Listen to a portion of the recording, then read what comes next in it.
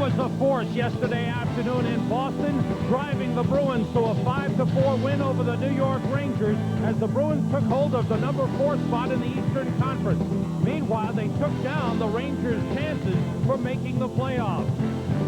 The Washington Capitals don't score that much, but when they do, it's usually Peter Bondra doing the scoring. The Caps have won their last 2, and they're number 6 in the East. The Buffalo Sabres started play yesterday afternoon, 10th in the Eastern Conference. Wayne Presley's shorthanded goal against the Flyers turned the game around, and Buffalo went into the number 7 spot.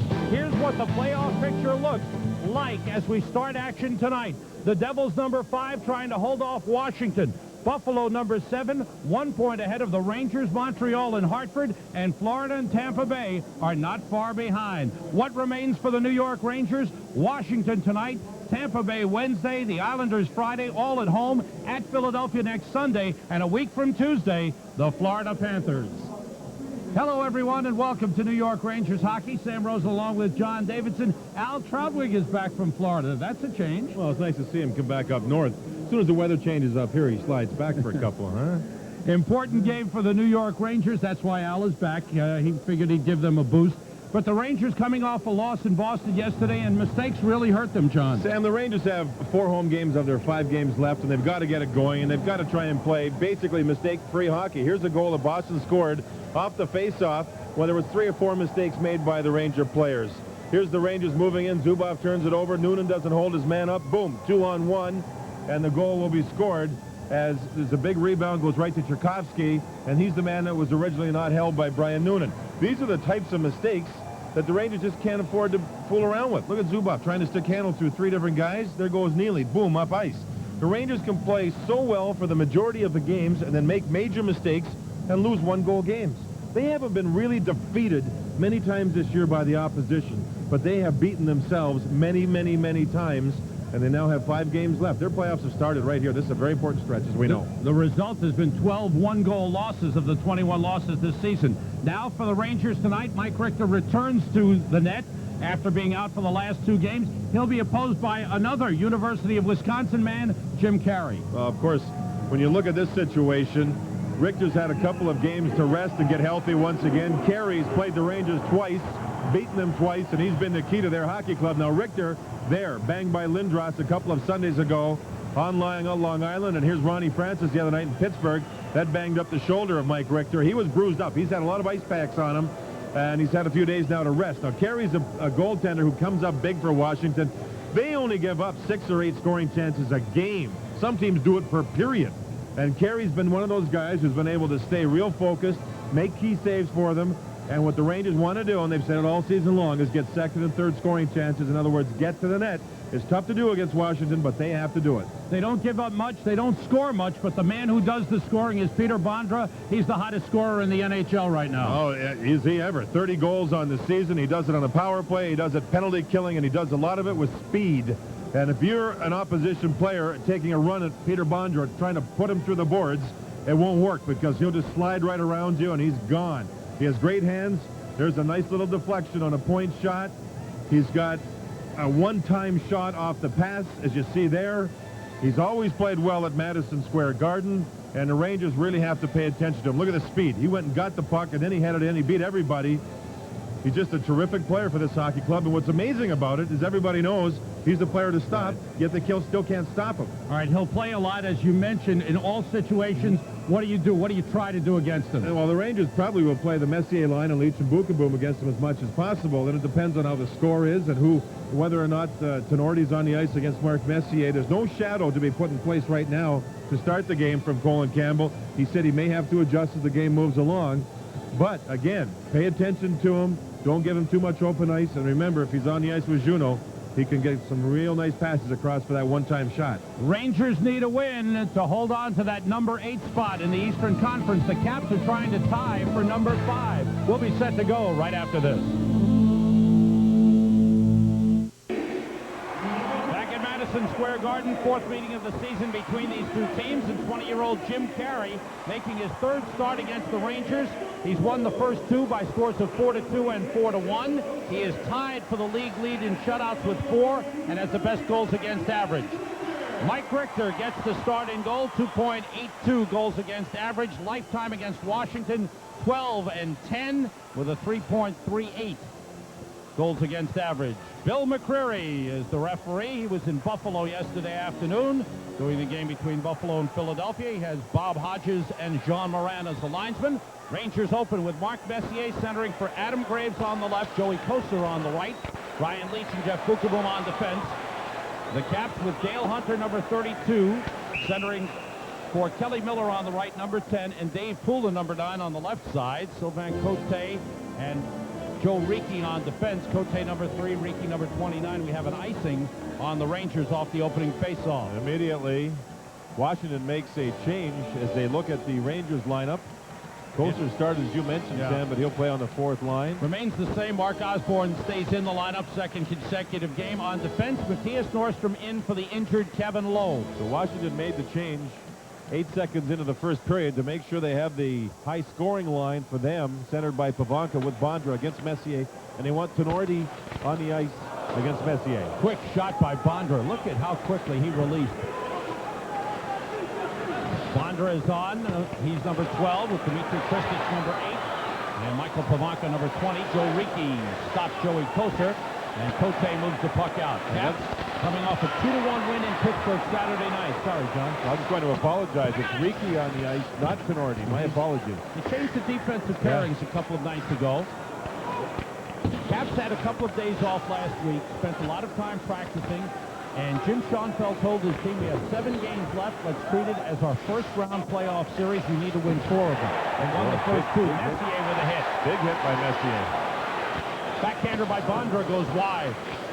Hunter's shot is blocked in front. Bondra is 5th in the league in shots on goal. He has really picked up his game. The only players ahead of him were shots are Bore, Yager, Hull, and Bork. That's pretty good company. Yes, sir. Osborne playing it to the net, steered aside by Carey. Kovalov, Varner, and Osborne for the Rangers. Kovalov shot off the skate. Played by Kalle Johansson, number 6. Johansson paired with Mark Tenorti on defense. Fired out for Hunter off his stick, and Matthias Nordstrom goes back for it. Nordstrom paired with Sergei Zubov. Nordstrom moves the puck ahead off of Larmer. Dave Poulin kicks it back to Sergei Gonchar, number 17. He's our rookie defenseman from Russia. Paired with Jim Johnson, number 4. Here's Nordstrom moving. Playing it off the boards, giving it up to the Caps. Gonchar sends it the other way. Down in the Rangers zone, this will be an icing. Zubov for the touch.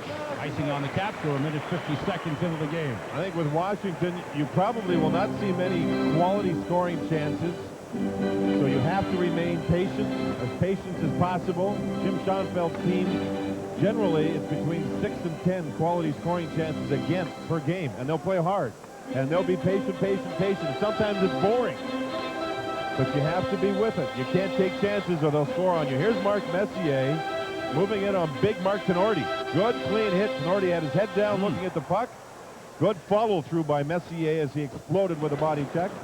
Rangers win the face-off. Jay Wells with the puck. He's paired with Carpenter. That shot stick aside. Penalty coming up. No, there was a lot of holding going on. Nedved with a good face-off win. Wells had the puck for 3, 4, 5 seconds. And as that was happening, every Capital was holding on to a Ranger. So Bill McCreary gives the first power play to the Rangers. I happened to talk to Bill McCreary earlier this evening. We were talking about the game yesterday in Buffalo. He said some of those penalties in front, he's got to call them. Yeah. That little holding in front. Sure. Now watch Nedved win it clean and how much time Wells has with the puck now. Now look to the front. We have 3 Rangers all held up. So Gonchar gets the penalty. And the Rangers now will have a power play. They were 1 for 3, a goal by Zubov yesterday in Boston. Rangers are 3rd on home ice. So they need it to be good this week. Sergei Gonchar, 2 minutes for holding the stick at 1:57. Caps penalty killing is 5th in the league. Well, they have given up power play goals in each of their last 3 games. A steal by Kelly Miller and a clear. And they are very dangerous shorthanded. They have scored 12 shorthanded goals. That's second to Buffalo. Buffalo has scored 13. Bondra has 5 of those. And they steal. And here's Miller with a shot deflected off of Leach. That's aggressive penalty kill. And also, they don't back in at their own blue line. They'll stay up at the blue line. Graves moves across with Leach. Leach is deep. To Graves. Save, carry, rebound. Score!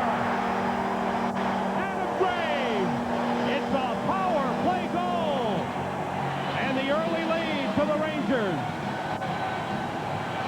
aggressive penalty killing. Both forwards got caught up towards the Rangers zone. And because of that, the Rangers, when they got over the Washington blue line, it backed them up. Look at both forwards for Washington. They're in deep, they're in deep. Connor Walchuk's in deep. Kelly Miller's over there too. Now here come the Rangers. And that little pass sprung and made the defenseman back up. Now Graves went to the front, and he got his own rebound, scored on the second chance. You have to get second and third chances on the Capitals to score. Leafs will get the assist. Look at this pass. That's a beauty, and Graves stayed with it. Power play goal on the Rush. Adam Graves had been shut out in the last 2 games. He scores his 15th goal of the season, his 9th power play goal. That's a team high. Brian Leetch and Mark Messier get the assist at 2:28. The Rangers with a 1-0 lead, and Messier has stretched his point-scoring streak to 7 consecutive games. All assists, 15 assists. Yeah, I'm just going to say that, 15 points. Leafs now has a 4-game mark with 10 points. So the big boys get it going on a power play. The Rangers need a power play this week with 3 home games on home ice. Shot by Pavanka is a save made by Richter. 3 home games on home ice this week. Better That's a beauty, isn't it? Oh, my. Well, you know, the circus is in town. yeah. They may have to play a home game somewhere else. I feel like I'm in the circus. Oh, goodness. It's a goal off the Rush on the power play. Graves, and they isolate the defenseman, backing him in. 2-on-1. That both defense go over. You know, Tenorti had Graves and let him go. That's Tenorti's fault. He backed in. He had Graves as the other defenseman, and that was Johansson had gone over, but Tenorti stayed over there too. So both defensemen were on the same side. That left Graves wide open. Mark Messier continues to go. He has not scored a goal in his last 7 games, but his assists have been fabulous. That means nothing. That means nothing to him. He doesn't care about goals. He cares about getting wins, period. He was quite upbeat before the game today. Had a good sleep last night, slept till 9 o'clock this morning, and really felt refreshed. Optional skate for the Rangers this morning. Only a few players turned out for that. There's Cote shooting, 6 save by Richter. At the boards, Joe Ricci keeps it in. Berube with a hit on Zubov. Pavanka centers. Richter got a piece of it, went up into the crowd. That's a face-off loss in the Rangers zone for them, and Washington controlled the backboards, had a scoring chance.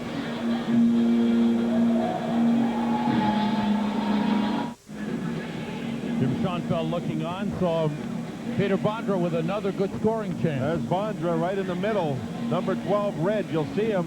And as they roll it here, look at him. Number 12, Red. He's got a lot of space. Oh, man, what a save that was by Mike Richter. I don't even know if the fans realized it. Boy, does Bondra get some room, and he's really getting some room. He moves himself into great Oh, yeah, he position. never stops. And with that quickness, he's so slippery. Clear the puck out. Matthias Norton was there. Took a hit from Pavanka. Cote takes over. Caps have won 2 in a row. They beat Hartford Friday night at home 6-3 and won in Pittsburgh 2-1 Saturday night, scoring 2 power play goals to win the game. Messier being held by Berube, prompting a roar from the crowd. Nothing called on the play. Bondra's got the puck for Washington. Tipped ahead by Ricci. Caps change. With 3 minutes 40 seconds into the game, Rangers have a 1-0 lead. Zubov carrying the puck. Dumps it in, and the Rangers make changes.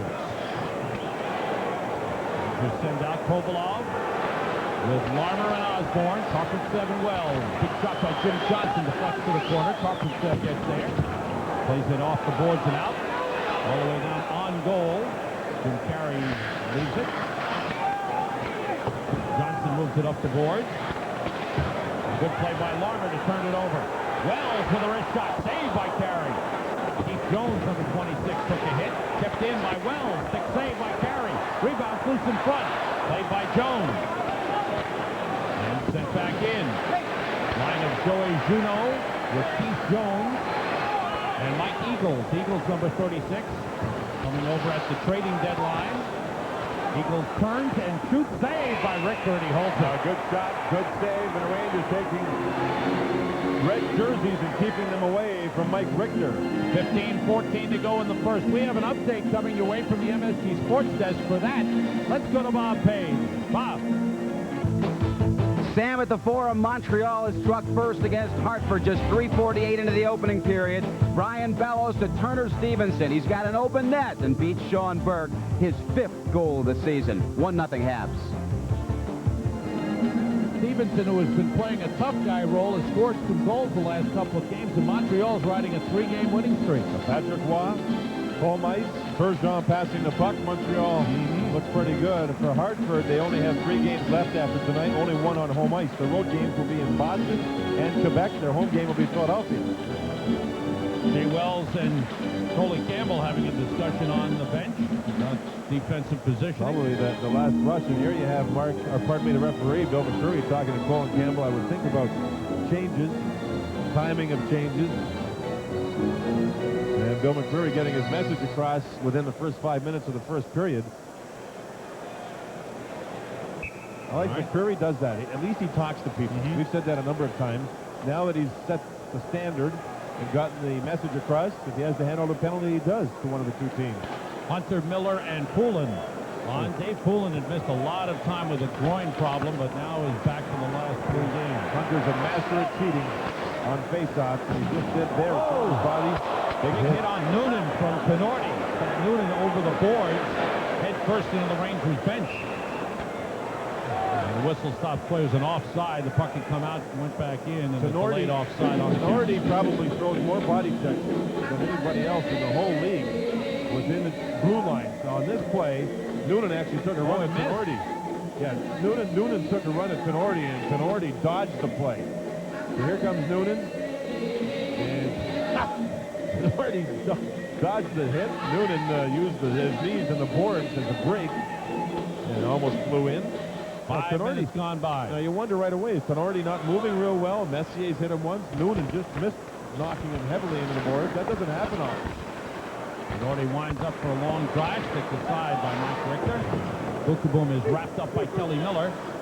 Hunter plays the puck for Washington, trying to move out in front. Backhander is wide of the net, played by Peter Nedved. Nedved with Kyprios and Noonan. Reaches past to Kyprios, he sends it in. Kyprios. Oh, wow! You can see that Kyprios with the hit on Johansson, and a penalty is upcoming as Kyprios is taken down. Kyprios should skate away. It means a lot for the playoffs. Nedved moves in, the save, they score! Poor Johansson doesn't even know where he is. It was a clean hit. Oh, baby. Ryan Noonan puts it in while the Caps were still feeling the effects of the huge hit. Jimmy Schoenfeld's wrong. I think Noonan turned Johansson. Turned him. And as he turned him, there was Kyprios with a big hit. Now, Johansson, he didn't know where he was. I think he's still in outer space. He's really, really hit hard. Jim Schoenfeld's really upset. Now watch Noonan turn Johansson. There he comes, and here's the hit. There was no elbow. Kyprios had his arms on his chest and skated right into Kelly, who you can see there. He is spaghetti legs, baby. He doesn't even know where he is, the poor guy. And then Tenorti was going to take a penalty for retaliation, and the Rangers kept going with 6 attackers. And you see the goal by Noonan. Rangers lead by 2. The Kyprios moves in, and he exploded and pushed with his arms. There was no elbow on the play. It was a good, clean, hard hit. Noonan turned Johansson. Kyprios hit him, and there you see the Rangers continue their play, and the goal scored. What a smart play by Kyprios, staying away from Tenorti, who took him down, give him another shot afterwards. Absolutely. And Kyprios, a smart play. Jim Schoenfeld felt it should have been either a charge or an elbow or both. It wasn't either. He glided, he didn't leave his feet, and he kept his arms and his body until the explosion with the body check. It's an unfortunate hit on Johansson, but it was a clean hit by Kyprios. Now, turning point here, the Caps have gotten a penalty as Berube has gone to the penalty box. So the Rangers have a 2-0 lead and a power play coming up. Al Trautwig is alongside the bench. Al, what do you hear? Well, Bill McCreary was standing at center ice. This is after the melee, after Jim Schoenfeld realized the goal had been scored, and after he realized, obviously, that one of his players was dizzy in the corner. When he was standing on the bench, he grabbed the glass, shook it, and yelled at Bill McCreary, who turned, looked at him, and immediately signaled that a penalty was going to be given to Schoenfeld over on the Capitals bench. He did not give him any room for arguing. Sam and J.D. He called it immediately. Well, he's already been over to one of the benches and warned the Rangers, setting the standard. I think the redhead, Jimmy Schonfeld, who's a fiery guy, lost his cool for a minute. And the Rangers kept their cool on the ice, in particular Kypreos, and ended up scoring. Rangers with a 2-0 lead. Noonan his 11th from Nedved and Leach at 5:39. And now the power play is a bench minor to the Washington Capitals at 5:39. Rangers' second power play of the game. They're 1 for 2. The replay was shown on the screen inside the arena here, and in watching the Capital players, I think they saw that it wasn't a foul. From what I could tell, there would have been more of a reaction. Now, Jimmy Schonfeld's a fiery guy. He sticks up for his players, and he was trying to do that and work the referee, but it's hurt their club right now. Rangers up by 2, and Johansson, I think, is still on the bench. Yes, but was he is. ever nailed? Still Oh, my dazed. goodness. He's got his head down. Yeah. He's still dazed. Stan Wong, the trainer, they're working on him. My goodness, what a body check. Noonan had been scoreless the previous 4 games. Brian Leach now has 2 assists in the game. Puck deflected over the boards into the penalty box. There's Dave Poulin standing up in the neutral zone, taking a chance. There's Johansson. You know, I just can't believe he's going to come back and be fine. I mean, he just really got, and he's a good defenseman, a good hockey player. On the ice with Tenorti most of the time. There's Tenorti talking to him, and maybe explaining exactly what happened. I bet you Johansson doesn't even know what happened. When you get nailed like that, your memory bank goes into neutral for a while. He tried twice to get up. You can see The him legs were just spaghetti. Yeah, he should go to the locker room or else just sit on the bench. He's looking up at the clock, probably trying to get, he's disoriented. He's trying to figure out where he is. And you know the strange thing, and talking to Kevin Lowe about it, when the brain gets banged like that, the brain can't tell the brain that you can't play. You don't really know that you're hurt. Messier to Zubov on the power play. The shot. Save. It goes in. Went off the stick and in. Sergei Zubov. It's a power play goal. 3-0 Rangers. What a start for the Rangers. Started with a big hit on Tenorti by Messier, and the Rangers kept their hitting game going. Noonan took a run at Tenorti. You saw the hit by Kypreos, and the power play working along with the hitting, and all of a sudden it's 3-0.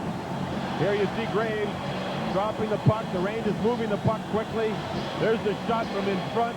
Graves might get credit. I don't know. It hit somebody in front of Carey, and the puck up and over top and inside the goal. Zubov with the shot. There's Graves. It hit either Graves or Joe Ricci in front of Carey. 3-0 Rangers. They've got 2 power play goals, and there's now a goaltending change with the Caps.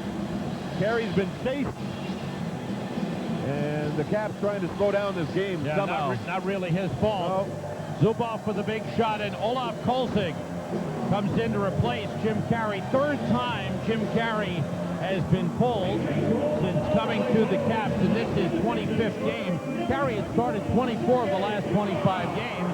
Kolzig had the other one. Can't tell you what the shots are. The shot clock here not working in the Garden. The Rangers have really been going. Here goes Bondra. Bondra trying to move around Leach. Saved by Richter, who held his ground. Kovalov for holding. He grabbed a hold of Pavanka right at center ice. And Kovalov has gone to the box. Remember the save that Richter made on Bondra early here in the first period. That was some save off his shoulder before the Rangers got the power play going. Alex Kovalov goes off. Right, and the Caps get a power play. Right at center ice. You see Kovalov's down. He's holding on to Pavanka's stick. And believe me, he's holding on to it. There goes Bondra, another shot. Bondra worked on his conditioning, his muscle mass. He got a lot stronger over the offseason. He could drive to the net, not be afraid of taking hits and slashes and things. He's already had, I think, 3 shots on goal. He's really dedicated himself. Man. The Rangers' 3rd goal, Sergei Zubov, his 9th, and he now has goals in each of his last 5 games. Messier and Graves assisting at 6:25. Kovalov is called for holding the stick at 6:36. Johansson is on the ice, takes a good shot, and Richter makes the save. Give him mark. Give him credit for being tough. He seems to be okay. That was some shot. Great hard shot. Richter's had 2 real hard shots in his midsection where he hasn't let a rebound get away from him. You see Pavanka standing there. There's a rebound. Pavanka's going to eat it up. Instead, it was Richter who ate the thing up. He kept it with him. Had that look from the MCS Cannon goal cam. Messier wins the face-off. Kept in at the line by Juneau, who's playing the left point. Johansson, number 6, at the right point. Vondra and Pavanka up front. Vondra comes off the board. And it knocked away, and it's cleared by Brian Leach. Mark Tinordi also on the setup in front of the net. Watching Johansson, he's skating fine. He's got good skating legs. He's made a couple of good passes. He looks fine. After using big Mark Tinordi, the defenseman, to go in front.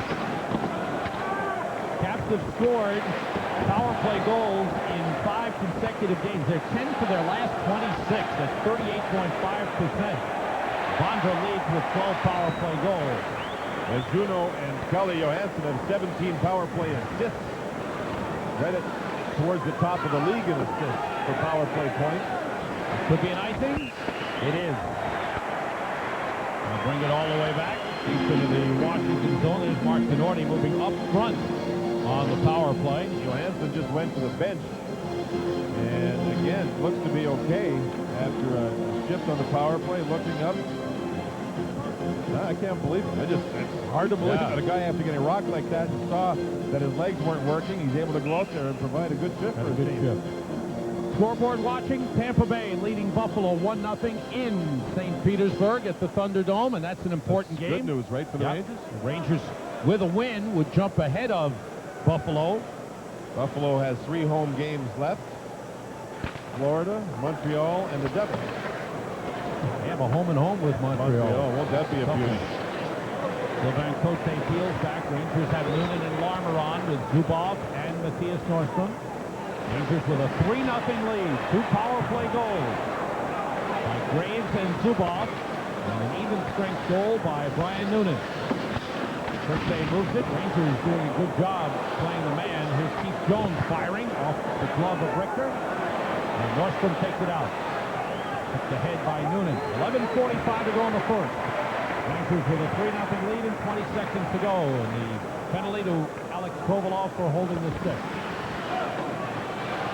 And offside. Cote took himself offside, left the puck behind him as he went across the line.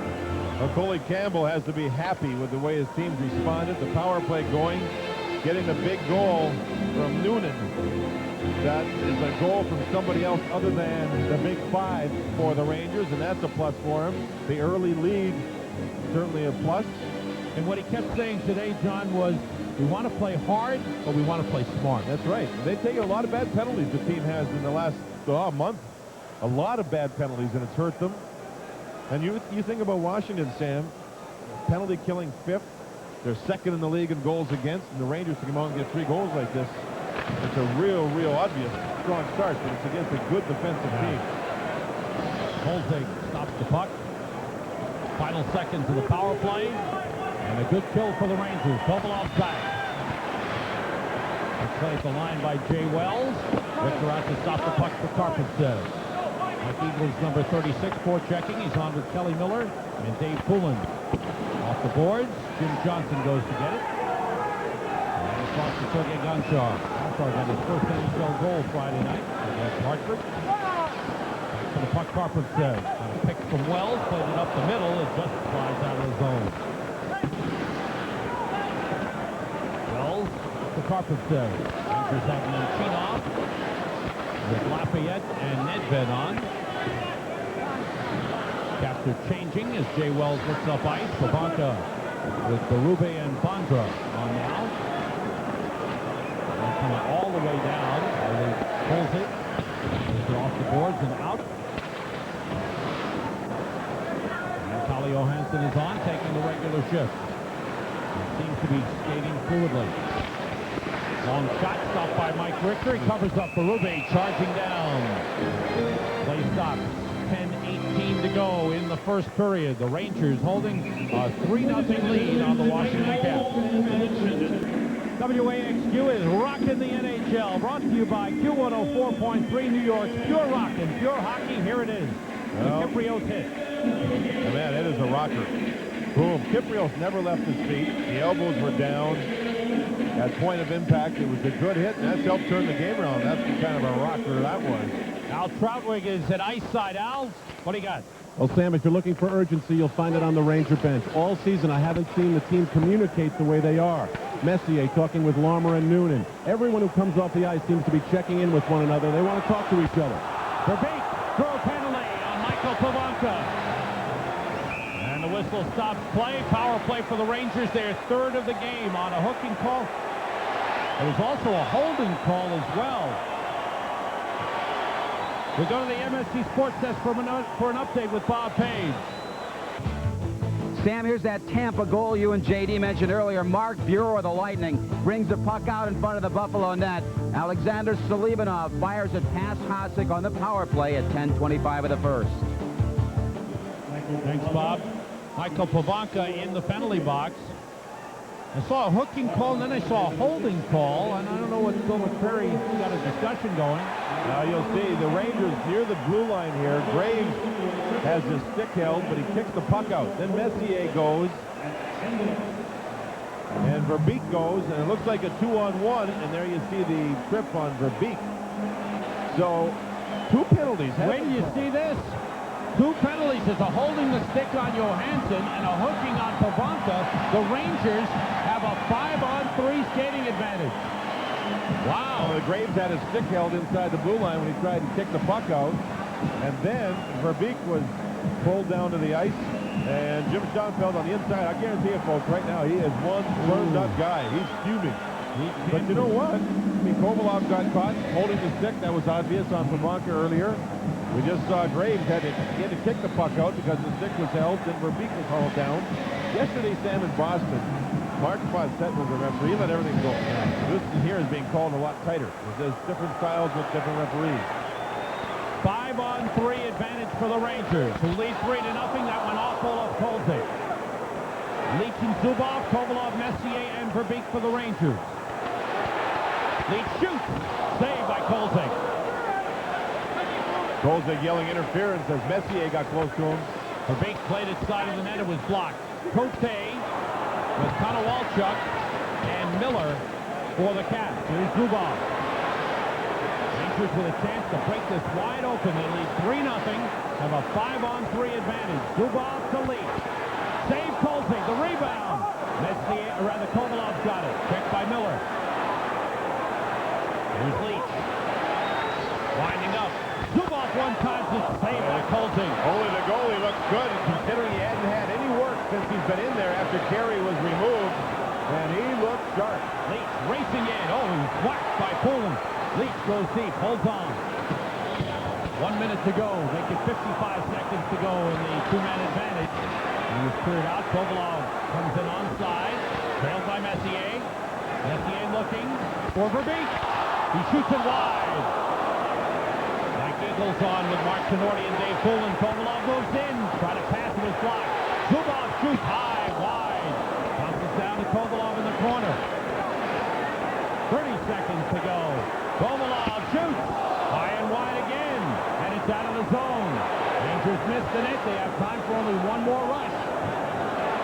Leach has the puck. Konowalchuk, Miller, and Cote on.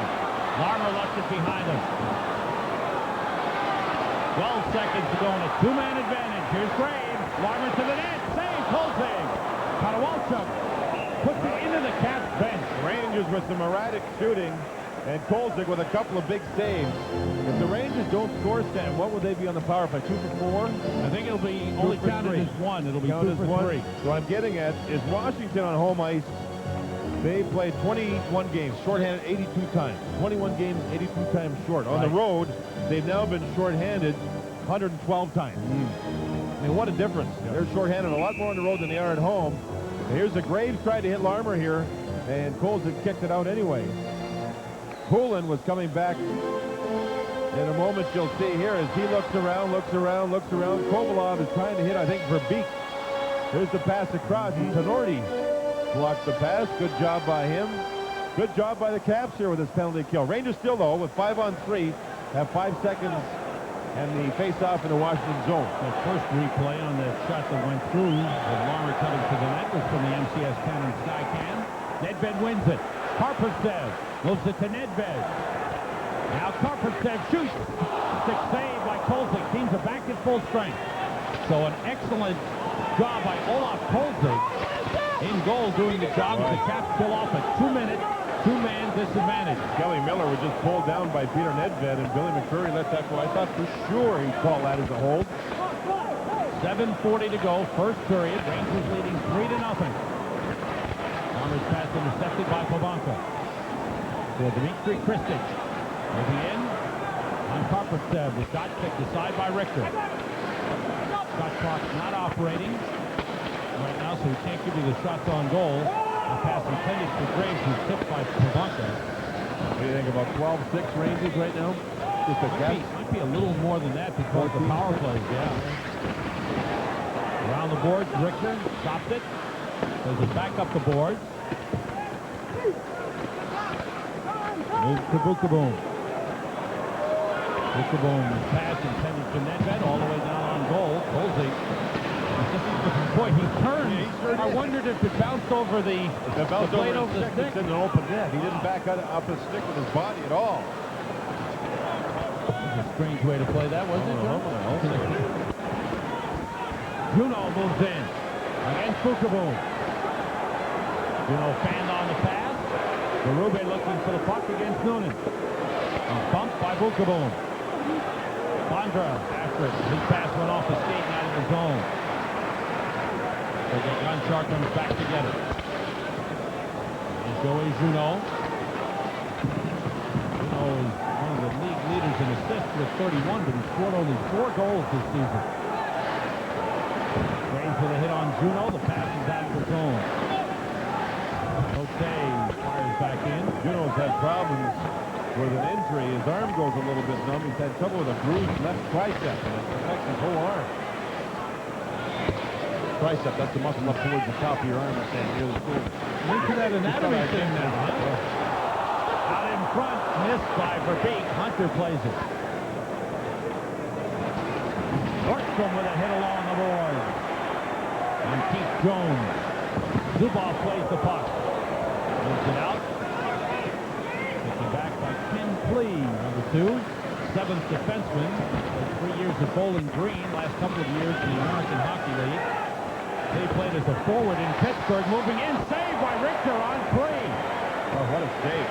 Huge save. Klee again. Looking for some room. Hunter along the board. Centers taken by Verbeek. Verbeek trying to move out of the zone. He does. Baby, he was about to be hit there, and Canardi just missed him. Caps picked up their play now, especially since they killed off the 5-on-3. They've really picked their level up. Just under 5 minutes to go. Kiprios went it. Kristich. Bondra shot. Missed. A lot of hitting there. It was a very hard game. Kolzig gave it away. Noonan with the intercept. Centers taken back by the Caps. Out comes Kelly Miller. Rather Michael Povanka. Tucked away from him. Wells moves it to Noonan. Noonan's pass is blocked. Povanka tried to get it to Bondra. Rangers take it back and send it into the Cap zone. Fans applaud the effort of the Rangers. 4:25 to go in the first. Rangers a 3-0 lead. Graves, Noonan, and Zubov the goals. Graves and Zubov on the power play. Icing against the Caps. Stops play with 4:17 to go in the first. Rangers with a 3-goal lead. Well, fans, we have a special coming your way at 11:30 on Rangers Rewind. It's an ice-level, low-angle camera coverage, play-by-play with Howie Rose, and we're asking you, the viewers, for feedback all week long. Please call 1-800-474-0480, fax 1-212-465-6570. Don't you know the email number? No. Going to recite the alphabet, all the numbers. It's unbelievable. You know what, in this game, I think it'll be fun to watch the low-angle stuff because of the hitting we've seen in this first period. It'll be very interesting. And we're encouraging the viewers to call in. Let us know what you think. It's at 11:30 on Rangers Rewind. Howie Rose doing the play-by-play.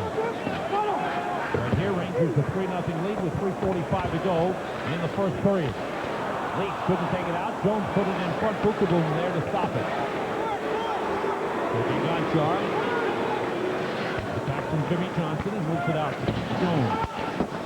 Jones missed some time with an injury. A couple of injuries, actually. Yeah, ribs and a bone bruise. It's bothered him a long time. Jones having having a good year. He's actually the second leading goal scorer on the team. He and Connor Walchuk play hard all the time. They finish their checks. Connor Walchuk on his last shift threw a good check into Brian Leach. Nedved circling back. Pressed by Poulin and Hunter. Time is still on Washington's side in this game. The only problem is they just don't score unless Bondra gets the scoring done. The other thing they have on their side is the Rangers, frankly, self-destruct at times. But it doesn't look like it in this one. They played well, and they're very intense. And Washington has now just taken an offensive zone penalty. Well, the Caps have been taking a lot of penalties here. It'll be their 5th minor of the first period. Joe Ricci for roughing. Another Rangers power play coming up. Jim Schoenfeld doesn't like it.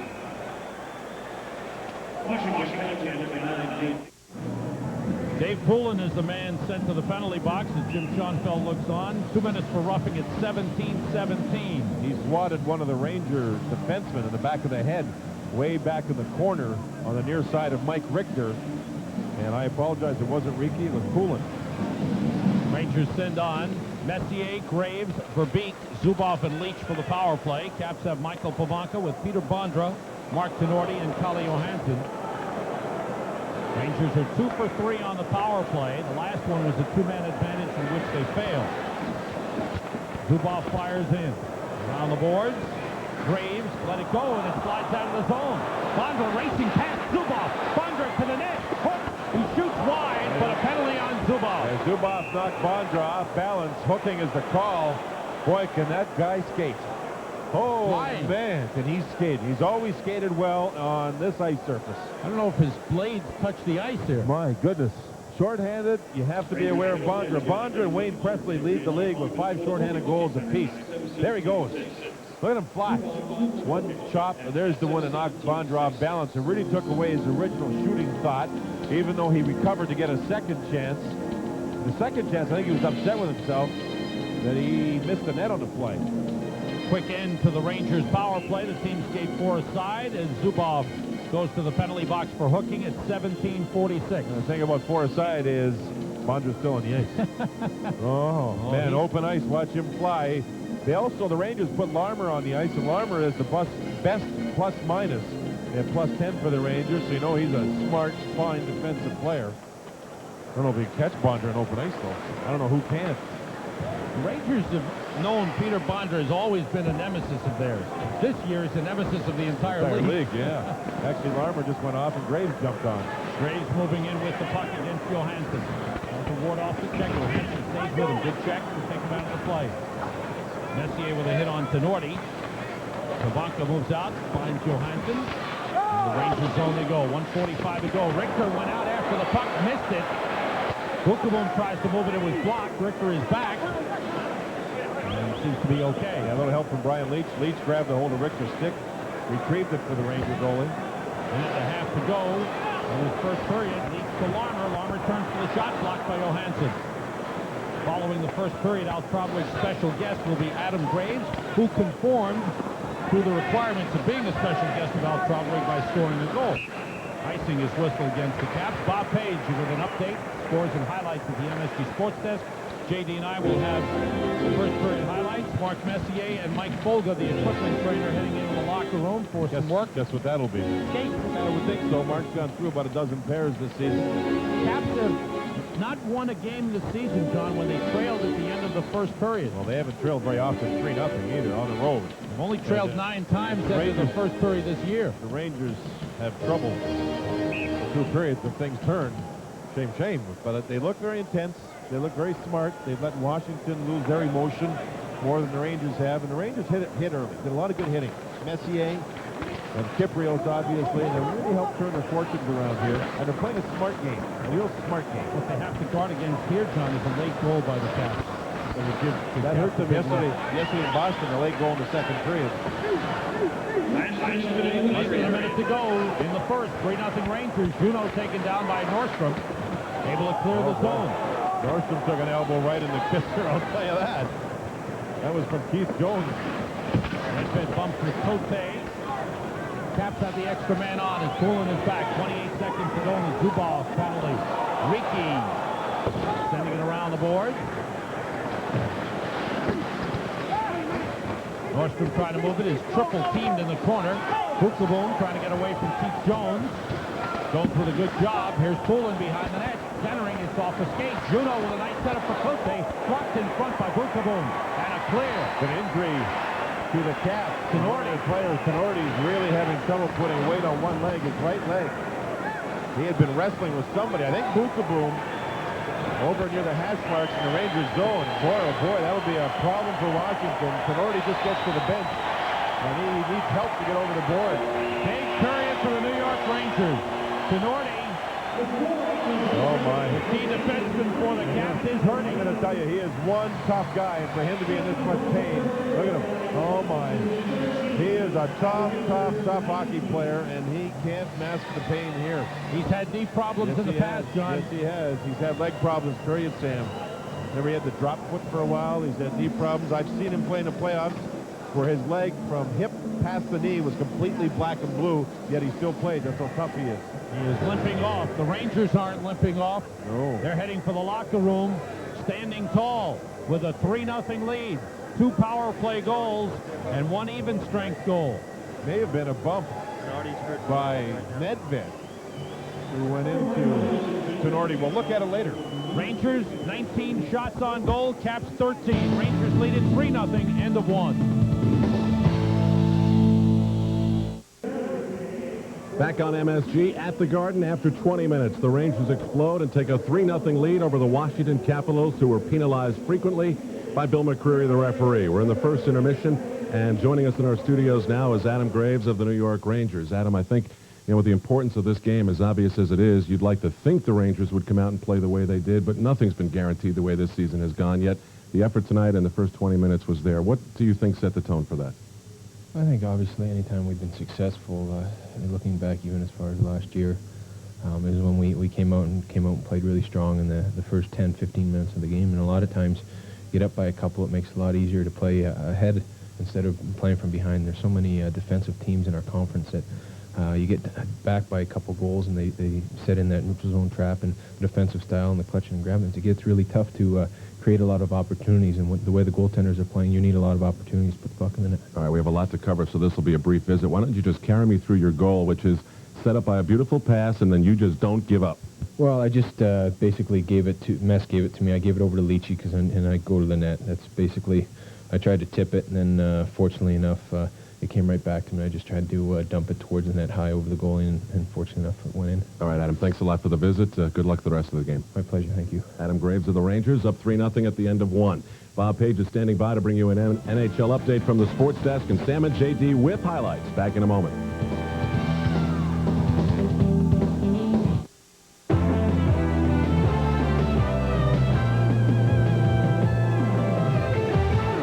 Bob Page rejoining you from our Sports Desk studios once again. How can the Montreal Canadiens, with a miserable road record of 3-17-2, still be in the running for a playoff spot? Well, they're 15-3-3 at the Forum. You'd think almost a sure thing against Hartford tonight, but no change in that game. The Canadiens still lead the Whalers 1-0 now at the end of the opening period, and no change also from Tampa Buffalo, where the Lightning still lead the Sabres 1-0 also after 1. Don't factor John Van Beesbroek and the Florida Panthers out of the NHL's Eastern Conference playoff equation. They are just 2 points out of the final spot, tied at Ottawa tonight, end of the opening period at 1 goal apiece. Former Ranger coach Roger Nielsen will close the regular season here at the Garden a week from tomorrow night, but they better win this one for that game to be meaningful. Sylvain Turgeon takes a pass from Alexander Daig and beats Beezer at 16:07. Jesse Belanger tallied just 1:24 later to tie the game at 1. Now, the Islanders are done, but they're playing a big game tonight at Boston, a big game for the Bruins, that is. The Bruins are just 2 points ahead of the Devils for the 4th playoff spot in the East. This one also tied 1 goal apiece after the opening period. Brian Sutter and the Bees give it a nice lift by the mid-mini-season acquisition of Mats Naslund. Just 1:45 into the game, the ex-Montreal star puts a rebound past Tommy Soderstrom on the power play to make it 1-0. Boston going without injured Ray Bourque in this one. Could have used him here at the 19-19 mark of the first, when Zygmunt Falfey tips in a Bob Beers drive past Blaine Locker to tie the game again at 1. The Devils next host Pittsburgh on Wednesday night. I'll be back after this. Exhibition baseball in progress over our MSG2 service. The Braves leading the Yankees 6-4 as they play in the top of the 5th inning. The Mets earlier today defeated the Dodgers 6-5 at Port St. Lucie. We'll go back to Sam and JD after again this time out. Sam Rosen, John Davidson, Al Trotwig back in Madison Square Garden, where the Rangers have a 3-0 lead. And it really began, John, with the Rangers coming out with physical play. Oh, I thought so, and it started with their captain hitting big Mark Tenorti with a good, real clean check. And there you see Nordstrom with a good, solid board check on Hunter, and then Kelly Johansson, he was just nailed. That was not a penalty. That was a good non-call, and that really got Washington off their game. It really set the tone for the Rangers, and with a delayed penalty coming up to Tenorti, Brian Noonan tapped the puck in, and it just got them rolling. That was 2-0 there, and here's a power play goal for Zubov. Good pass work. The Rangers looked real sharp this period. Graves was in front with Riki. The puck must have gone off of Riki. If it hit Graves, he wouldn't tell you anyway. And the Rangers had themselves a solid period. The key for them is to keep up and play a complete game. Not just one period, not just 2 periods, but 3. All right, we'll see what they do in the second. That's coming up after these messages. Back at Madison Square Garden, a look at the first period scoring summary is brought to you by Metroliner, the smarter shuttle. Graves is 15th, power play goal at 2:28. Noonan is 11th at 5:39. And then, less than a minute later, Sergei Zubov with his 9th, a power play goal for Messier and Graves. 3-0 Rangers lead. Rangers 2 for 4 on the power play. Caps are 0 for 2. And the Rangers with 19 shots on goal. Caps with 13. And the third 3-goal period for the Rangers this season. As we mentioned, the Caps have not won a game this season when they trailed after the first period, 0-9-0. Now let's see if we can pick up what happened to Mark Tenorti. I think Nedved there leans, falls on his right knee, and his knee collapsed in. Oh, goodness. Don't want to see that. I don't think Tenorti's returned for the second period, Sam. I only count 13 players over there. There should be 14. And Tenorti is still in the locker room. Oh, my. Pavanka with the intercept, races down, got hooked a little bit by Verbeek. Here's Kristich moving around the net, tries to tuck it in. It was blocked. Good effort by Dmitry Kristich following up Michael Pavanka. Verbeek has the puck. This is a key line. There's just no doubt. It's got Bondra on it. And this line has played well for the Caps, especially in the second half of the season. The Rangers have to be aware of them every time they're out there. Icing is whistled against the Rangers. I'm not sure how the puck stayed out. I don't know if Kristich, when he tried to wrap around, he had so much speed he couldn't hit the open side, or if it hit Bukaboom's foot, or Brian Leach, or Mike Richter, or what. Brian Leach, prior to the start of tonight's game, presented the Ronald McDonald House 1-color TV and 1 VCR from Sharp Electronics for being the Sharp Electronics Player of the Month. Had a great month. Ronald McDonald Houses, I'm sure, will be thankful. They do a great job with families sometimes. So congratulations to Brian Leach. You know what's been great, John? Around the league, each team has been collecting money for the victims of the Oklahoma City tragedy, the disaster there. And that's great to see. That's the league getting involved. One of the most awful things that's ever happened in this country, and it really shows the American people can pull together and try and help one another. It's just horrible. The more you see it on television, it just gets worse and worse every day. Right here, a little over a minute gone by in the second. This thing's into perspective. It certainly does. Jimmy Johnson and Sergei Gonchar on defense. With Tenorti out, I would imagine Ken Klee will get some time back on defense as the 7th defenseman dressed for the Caps. Caps finally get it out of the zone. Here's Joey Juneau moving in. Zubov there to slow him down. Kovalov moving it around the boards. Gonchar is there. Centers, intercepted by Zubov. This will be another icing. And Jimmy Johnson touches up. As we were mentioning, the tragedy of Oklahoma City, and there is disaster relief. Credit card donations to the American Red Cross Relief Fund. You can call 1-800-HELP-NOW, 1-800-842-2200, and that is to contribute to the Oklahoma City Disaster Relief Fund. urge you to give whatever you can.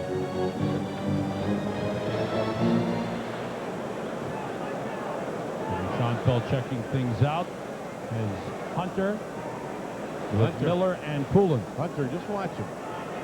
It's always a struggle to try and get him straightened out in the playoff circle. Look, he's almost facing the boards. He's so smart. That shot did not get through. Nedved's got the puck. Nedved on with Noonan and Kyprios. Noonan banging with Poulin. Kyprios looking for the puck. Noonan went down. Poulin's on top of him. That's Ken Klee for Washington, number 2, against Kyprios along the boards. Kyprios keeping it alive. Poulin tries to poke it free and does. And Kelly Miller plays the puck. Nedved sending it back in. Caps play it off the boards. Two-line pass is whistled against Washington. Dale Hunter takes it back. See Hunter win the last draw in the Rangers zone. Messier in the first period went 10-3 on faceoffs. The only 3 losses were to number 20, Pavanka. He was 3-0 against that man Hunter. He was 1-0 against Kelly Miller. 2-0 against Jones. Make that Eagles, pardon me, Mike Eagles. And he was 1-0 against Connor Walchuk. So he was 10-3 in the first period. Talking about Mark Messier. Caps, after this game tonight, will play 3 of their remaining 4 games on home ice. They go home to play the Islanders on Wednesday night, play Buffalo Friday night, and Sunday they're at Florida, then go back home on Tuesday night to wind up the season against the Pittsburgh Penguins.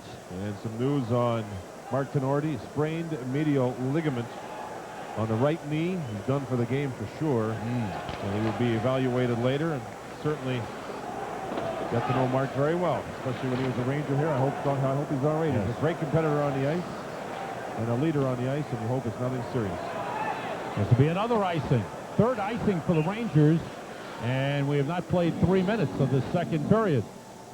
Is this by design, John? I don't think it's by design, but it's better to ice the puck and then do something silly and turn it over and allow Washington to get the odd man rush. But certainly the Rangers would like you. It's hard to keep up the level they had in the first period, but you don't want to drop very much from that level. And try and play a period where you're basically mistake-free, not one where you're making major errors that have really. Ooh, look at the Islanders, 3-1 now over Boston. But the Rangers have had trouble with major mistakes this season. Right. At key times of the game. Play smart, stay alert, good short shifts, good changes at the bench, lots of communication, like Al Trautwig said. He heard from the Rangers in the first period. 3-1 Islanders. Wow. Islanders will be here Friday night, and no matter what their record, and even though they are out of the playoffs, they're going to be tough for the Rangers to handle Friday night. Tampa Bay will be in here on Wednesday night, and the Lightning play it tough. Spoiler roll. There's Messier and Graves, 2-on-1 against Cote, and it went right past Graves. Bondra takes it back. A Joe Ricci pinch, and a forward didn't cover up. Kristich, wrist shot off the shoulder of Richter. Penalty to, I think, Nordstrom, as he tackled down Bondra going to the net. So Washington will have a power play.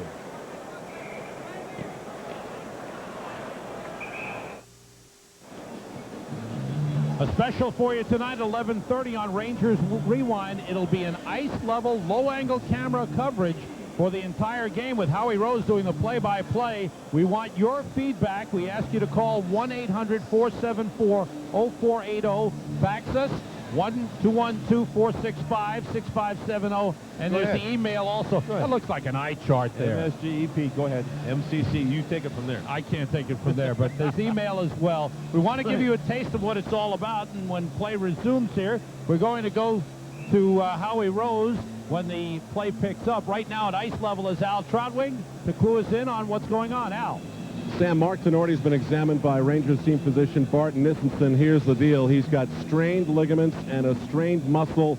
Look for him to be out a week, and we know what that means. Probably the rest of the season for the Caps. Big loss. Very big loss. Now for the low-angle coverage, which you'll see on Rangers Rewind. Let's get a taste of it with Howie Rose. Now Bondra working along the far boards. Caps on the power play. Couldn't get it through to Johansson as it deflected away. And the Caps have to come back to center for. 20 seconds gone on the Washington power play. Here's Dmitri Kristich racing into the Ranger zone. Leaf dumps him along the board. Bukaboom in for the puck in the corner. He's hit by Pavanka. They've got it pinned. Pavanka tried to work it free. Bukaboom riding him. Pavanka does get it free. Double coverage, so the Caps recover the puck. Pavanka centers Kristich, who steered it wide. Comes all the way to Bukaboom at the far side, and Bukaboom on the backhand. Clears it all the way down. Joey Juneau back to get it behind the Washington net. With 1:10 to go on the Washington power play. 3-0 New York, second period here at the Garden. As the Caps move up, Dale Hunter in on the right wing. Wells with him. Flicks the puck away. Hunter goes down. Rangers trying to clear it out. And they do get it over Cote's stick. Get out to center. Now Juneau back on it. Dropping for Cote. Misses Hunter with a pass. Carries all the way down. A chase for it. Miller steps in front of Wells to keep the play moving, but the puck comes back to Laumer, and Steve Laumer clears it all the way down. So now 40 seconds of power play time remain for the Capitals as the Rangers spill some fresh fruits over the boards. Joey Juneau, watched by Noonan, leads Miller up to the Ranger line. Drop pass to Hunter along the near board. Centers when he scores! That one got past Richter as the Caps went to the net looking for a deflection. And we'll see if that deflected in or if Richter just missed it. But in any event, the Capitals, with a power play goal, have cut the Ranger lead to 3-1. We mentioned before how the Rangers would sag often after building up leads and giving up the first goal. Here's how that puck beat Mike Richter. The puck came from virtually the near boards, and Richter just missed it, unless it might have just flicked off the stick of Alexander Karpovtsev. Hunter threw the puck at the net. Karpovtsev was there, and he might have gotten a piece of it with his blade to redirect it past Mike Richter. His goal is 7th of the season, scored by number 33,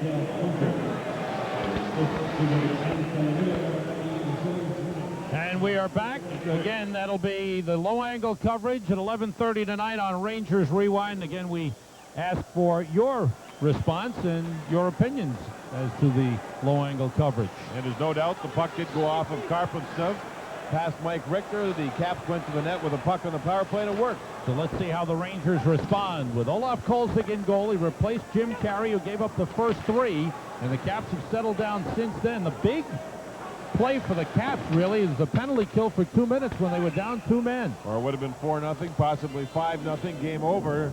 All of a sudden, Washington's back in it with a Dale Hunter goal. We have an update coming your way from the MSG Sports Desk. Let's go to Bob Page. Sam at the Forum, the Whalers have tied it up on the power play. Adam Burt takes the pass from Jeff Sanderson and beats Weil on the backhander. His 7th goal of the year, 7:04 the second period, 1-1. Back to you. Adam Burt tying it up. Thanks, Bob, for the update. The Whalers, they're not quitting, John. They're just hanging tough. Amazing hockey club. Last night they were ahead of Pittsburgh 1-0. 49 seconds later was 3-1 Pittsburgh. Game over, basically. But they work, and Adam Burt has had a great year for them on the blue line. Gets the tire up in Montreal. Well, it's a must game for them, for the Whalers, with the schedule working against them. They have to win tonight. Puck around the boards right here. Rangers with a 3-1 lead. And now it'll be interesting to see how the Rangers respond, John. Absolutely. You're going to see pressure by the Caps. Their game style doesn't change. What they have to do is stay on the penalty box. They were very undisciplined in the first period. Verbeek moving in. The backhander is stopped by Kolzig. Messier with a puck. Zubov down the slot. Checked by Bondra.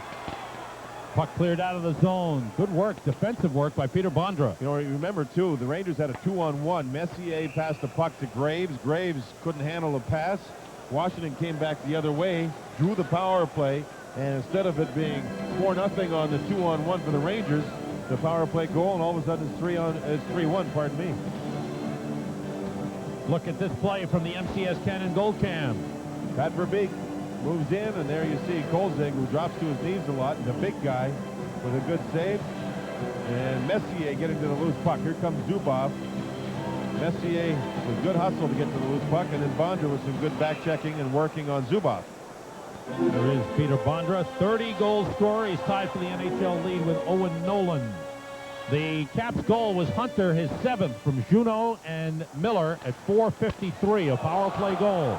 Kolzig made the stop. The puck is put in. Brian Noonan, second of the game. And the Rangers regain the 3-goal lead. That's what they needed. And this hasn't happened often. The Rangers getting the goal off the face-off. It's usually the other way around. It's been that type of year for them.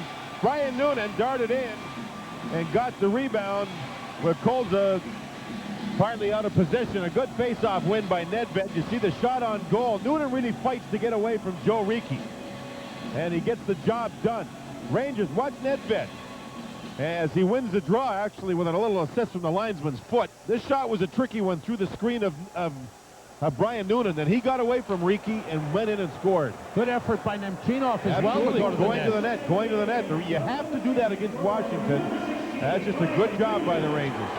Well, they've given Wells and Nedved the assist, but actually Nemchinov touched the puck, and he should get an assist on that follow-up. I don't know if they saw that one. Right now, it's called Noonan with his 12th, second of the game from Wells and Nedved at 6:18.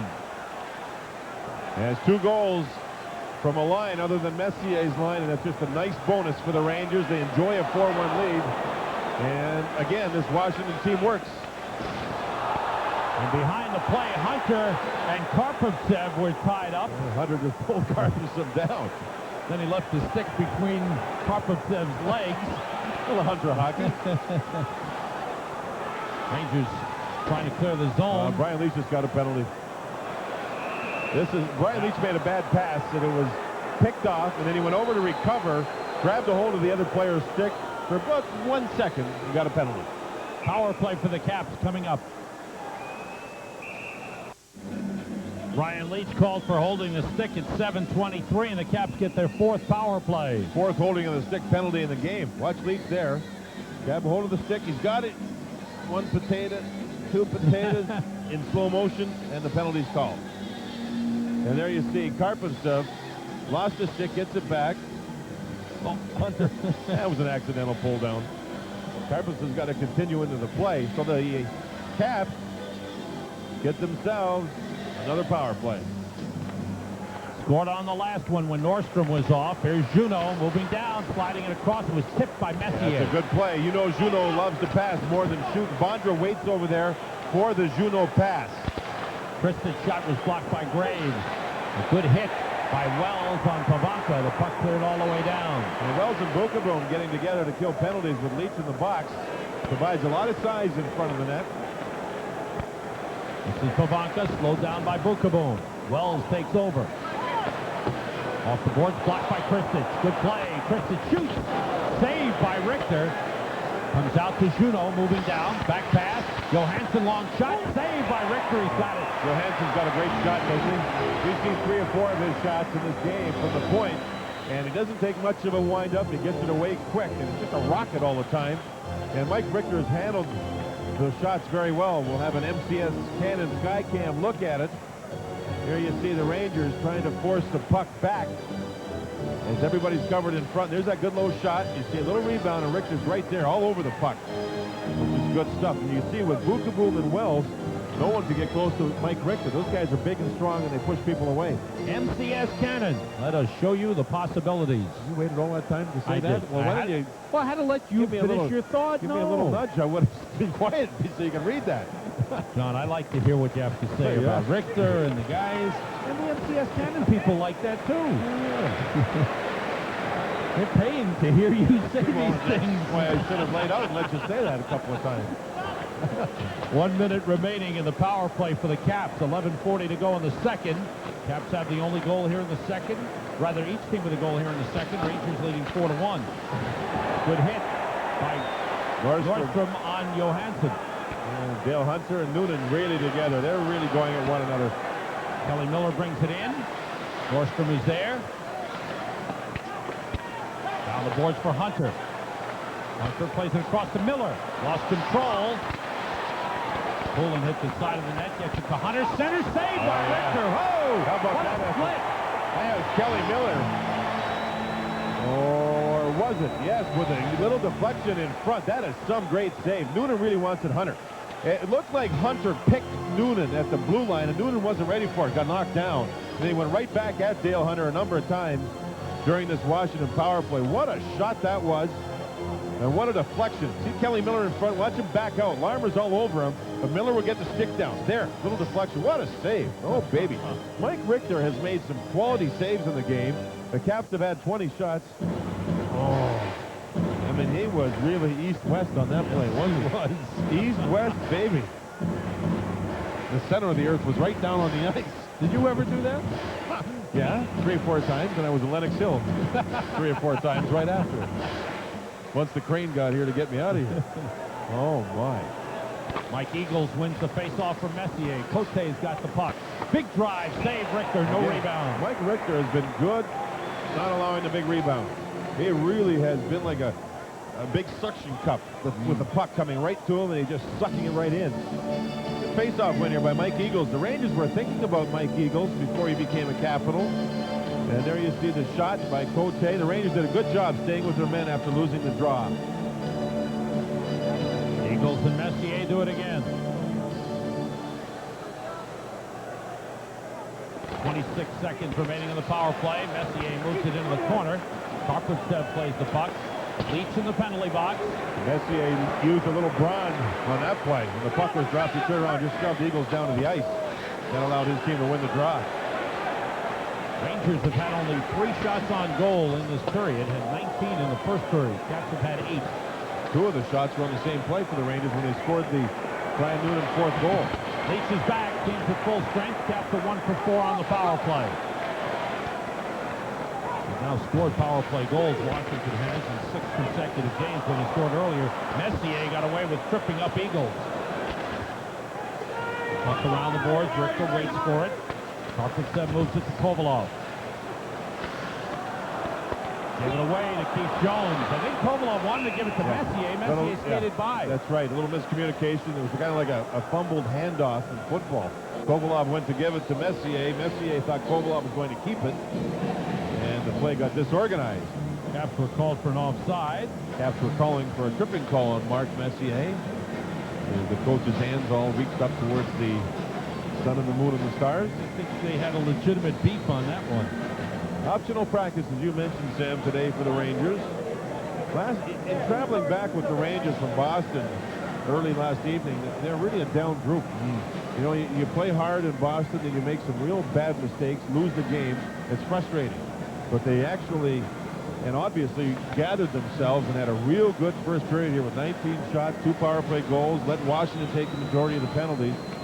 It was a real good regrouping. I didn't know if they'd be able to. I really was wondering. Well, they're certainly responding. Have a 4-1 lead. It'll be a season high. Wells had 4 shots in the first period. Wow.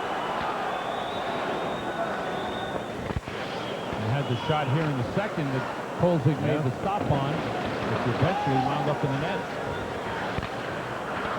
It should have been a 3rd shot. I don't think they counted Nemchinov shot, and I thought that was a shot on goal. That one bouncing around. Richter finally finds it. Got that crack in the boards near where the Zamboni comes out. Frank Berube moves it to Michael Pavanka. Slams into Nordstrom. Nordstrom went down. Richter off the boards for Kovalov. Pavanka goes down. Nordstrom looking for the puck. Kristich has it. Penalties call. High sticking call.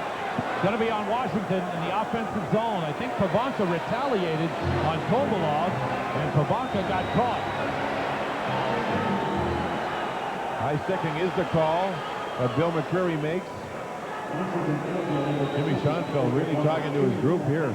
He wants Hunter to go to McCreary and ask him why. And he is. Hunter is. He's right over at McCreary now. McCreary explaining the play. Take a look as Berube dumps the puck back. There's Nordstrom. That's the 2nd good hit he's made standing up in the zone. The play still goes. Pavanka's there. Knocked down. Berube came in. Oh, there's the stick right across right to the side of the head. I think on Kovalov, yeah. See, Kovalov tripped up Pavanka. Yeah, right.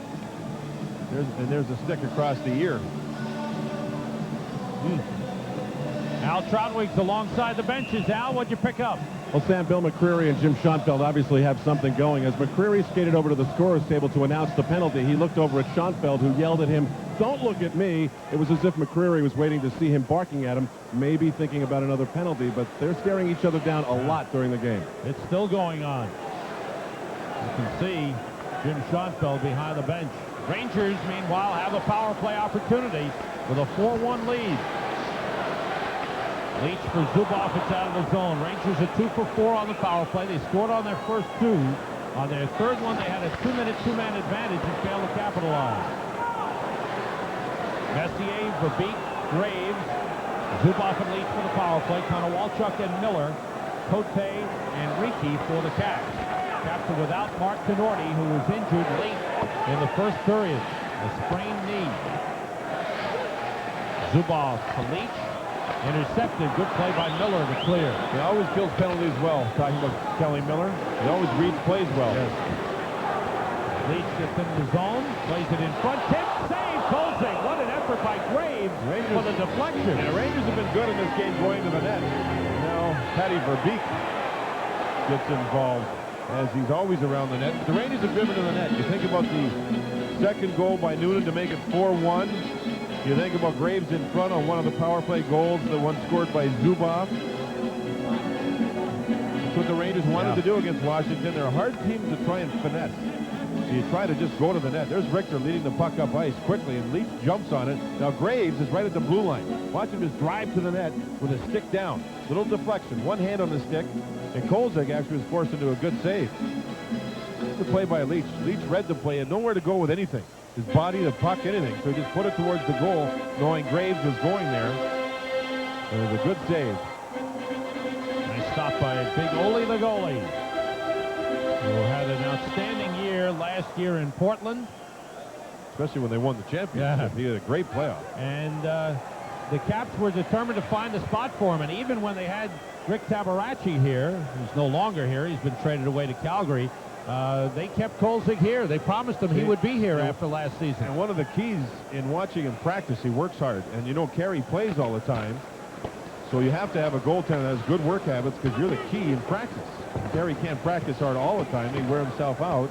And Kolzig, in watching his habits, are very, very good. When Carey started the game, Rangers scored 3 goals on him, and then he was lifted at the 6:25 mark, and Kolzig has come on. And he's given up 1. There's Jim Carey at the end of the bench.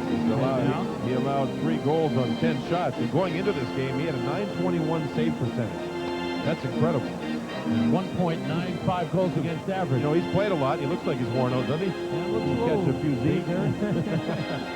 He's been a story for them. A big story. The NHL Player of the Month and Rookie of the Month in March. They were 3-10-5 BC before Carey. 16-7-2 since. And a lot of people are pointing towards him as one of the MVPs in the league this season. That's what he's done for this team. He's certainly right up there in the running for Rookie of the Year honors with Peter Forsberg, Paul Correa, Blaine Locker. I still think Forsberg is just one great player. Zubov keeps it in. 45 seconds to go in the power play. Offside whistle wasn't kept in. It had gone across the line. Congratulations to Binghamton. They win their first round. The Rangers farm team in the American League. They beat Rochester in 5 games. Jamie Ram in goal after Corey Hurst traded away to Vancouver at the deadline had an outstanding series. They won Game 5 in overtime, and big Eric Carnes, who hadn't had a goal all season long, got the game winner. First goal, yeah. I think first goal, yeah, absolutely. I guess it was a beautiful play. And Sean McCosh had 7 assists in that first round. 1 goal, 7 assists. Puck driven into the crowd by Johansson.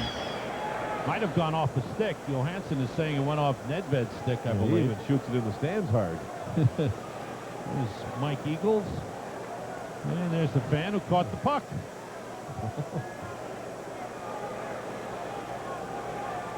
Jimmy Schoenfeld. Boy, has he been alive on the bench this evening. And a lot of yelling at the referee, Billy McCreary. Really tried to control himself. It's been a real tough game for the Caps. They're down 4-1. They've taken some unnecessary penalties. They've frustrated the referee, obviously, and they've lost a key defenseman to Mark Tenorti. That's a big-time loss with a knee injury, and who knows how long. Rangers unable to get any flow going in this power play. 20 seconds to go in the man advantage. 7:50 to go in the second period. 4-1 Rangers leading it. Rangers have had only one shot on goal on this power play. Larmer behind the net. Up the boards for Zubov. Leach shoots and it hits Jim Johnson. And Poulin fires it down. And the Rangers don't score and the power play expires, but the other point to look at is they didn't give Washington any shorthanded chances, especially with Bondra around, and they're so good shorthanded wise. Joe Ricci with the puck. This connection. Matty Nordstrom sends it in. Goldzic stops the puck for Ricci. Ricci taken out by Kovalov. And Karpatsev sends it back in.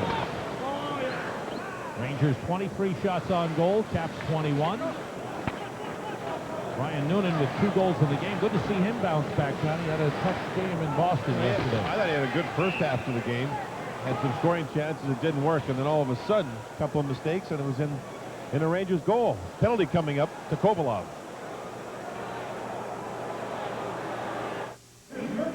Colin Campbell has to be a little upset. Alexei Kovalov taking a minor penalty for slashing at 13:08. Caps 5th power play of the game. They're 1 for 4. Second minor of the game for Alexei Kovalov. 6:52 to go here in the second period.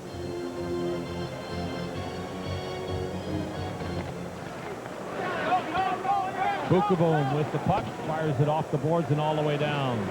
Juno and Johansson for the Caps, playing the points with Bondra, Pavanka, and Kristich up front. Leach and Bukaboom with Messier and Graves for the Rangers. Leach comes back for the puck. Right on him, Pavanka, off the boards, knocked down. Messier's got it. Stopped by Kristich, but gets it to Graves. Graves against Johansson and Juno. Juno taking it away. He's past to Bondra. Bondra checked by Leach. Bukaboom with a hit on Pavanka. Juno is open, but couldn't control it. Down the boards to Kristich. Puts it in front. Leach is there. Graves clears. Good work by the Rangers. Yeah, it was a good first effort penalty kill. Now Washington has to change their unit, and that takes Bondra off the ice. And the Rangers like that. Bondra leads the team with 12 power play goals. Is 3rd in the league. Cam Neely has 16. Owen Nolan 13. Here's Juno moving down. Juno looking. Pass to Cote for the shot. Blocked. Cote moves it. Karpatsev gets there. Lifts it on the backhand out. 35 seconds to go on the power play. Larmer forechecking on Jimmy Johnson. Pass intended for Dale Hunter. Karpatsev drives it up the boards and all the way down. Time for one last rush for the Caps with a man advantage. Johnson makes the move. Deflected by Nathan Lafayette. And Chinoff after the puck gets there. Double team.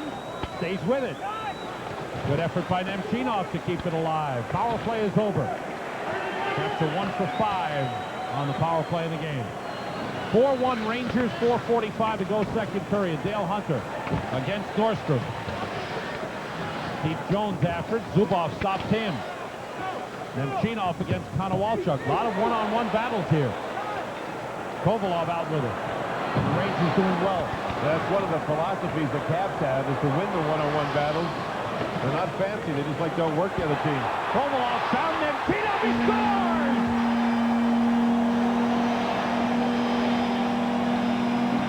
Marvelous play! And he's okay after the hit at the time of the goal by Hunter on Nemchinov. The puck was in the goal. Nemchinov ended up in the goal. What an effort this was. Great play by Sergei Nemchinov, finally rewarded with some hard work. Look at Kovalov gain the zone. Brilliant play. Oh, baby, look at that. Still got the puck. Look at the strength. Look at the battle. There's a one-on-one battle the Rangers won. And here's Nemchinov scoring, and Dale Hunter with a hit on Nemchinov after the goal. What a play by Alexei Kovalov. This brings fans right out of the seats. They're still standing. What a play, what a pass, and what a finish. Only the goalie was moving out, and Nemchinov went around him and banged. And another unnecessary after the goal hit by Dale Hunter. Yeah, he does that a lot, you know it. Nemchinov had only one goal in his last 19 games. And he comes through off a brilliant pass from Alexei Kovalov. Maybe this will be a good springboard for Alexei Kovalov to really get his game charged. He's got great talent. Everybody pulls for him, but they're trying to break some of his bad habits. Hunter was given a penalty. That's a good call by the referee. And you see the puck's in. Again, a good second or two goes by, and Dale Hunter finished the check. And I like that call. I think that's a good call by Bill McCurry to put Hunter in the box. Al Trotwig's at ice side. Al, tell us what you got. Well, when Alexei Kovalov came to the bench, Sam, you'd think that Coley Campbell would put his arm around him, but I didn't see that. I saw him getting scolded not for the pass or the goal, of course, but for the penalty he took a couple of minutes ago. Well, just have to remind him. Rangers go right back on the power play. Coaching's tough. Trying to break habits are tough, and to be frank with you, Kovalov has taken 2 penalties in the neutral zone in this game. And that's something you have to be careful of. However, he redeemed himself somewhat with that great play, beating Nemchinov. Nemchinov 7th, and Kovalov and Zubov at 15:41. Puck bouncing in front off the end boards, played by Messier.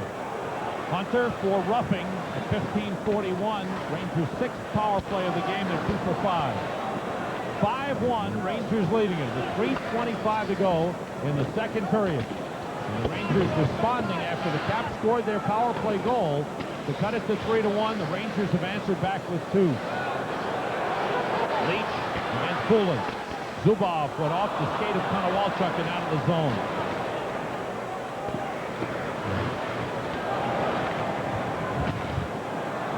And across the line comes Messier. And the pass is out of the zone. Remember on that Noonan goal I was talking about Nemchinov? Yeah. He did get an assist on it. They changed it to Noonan from Wells and Nemchinov. Richter moves it around the boards. Nemchinov got to the rebound, and it was blocked by Kolzig. And then Noonan put in the second rebound for the goal. Zubov playing it across. Leach going to the bench. Nordstrom is on. Noonan, Larmer. Bondra waiting for the breakaway. Watch out. 5 seconds to go now. Sent in by Larmer. Hunter out of the box. 2:15 to go in the second. Team's at full strength. 5-1 Rangers. Nedved for Noonan. Larmer shoots. Save. Kolzig. There's the size of Kolzig.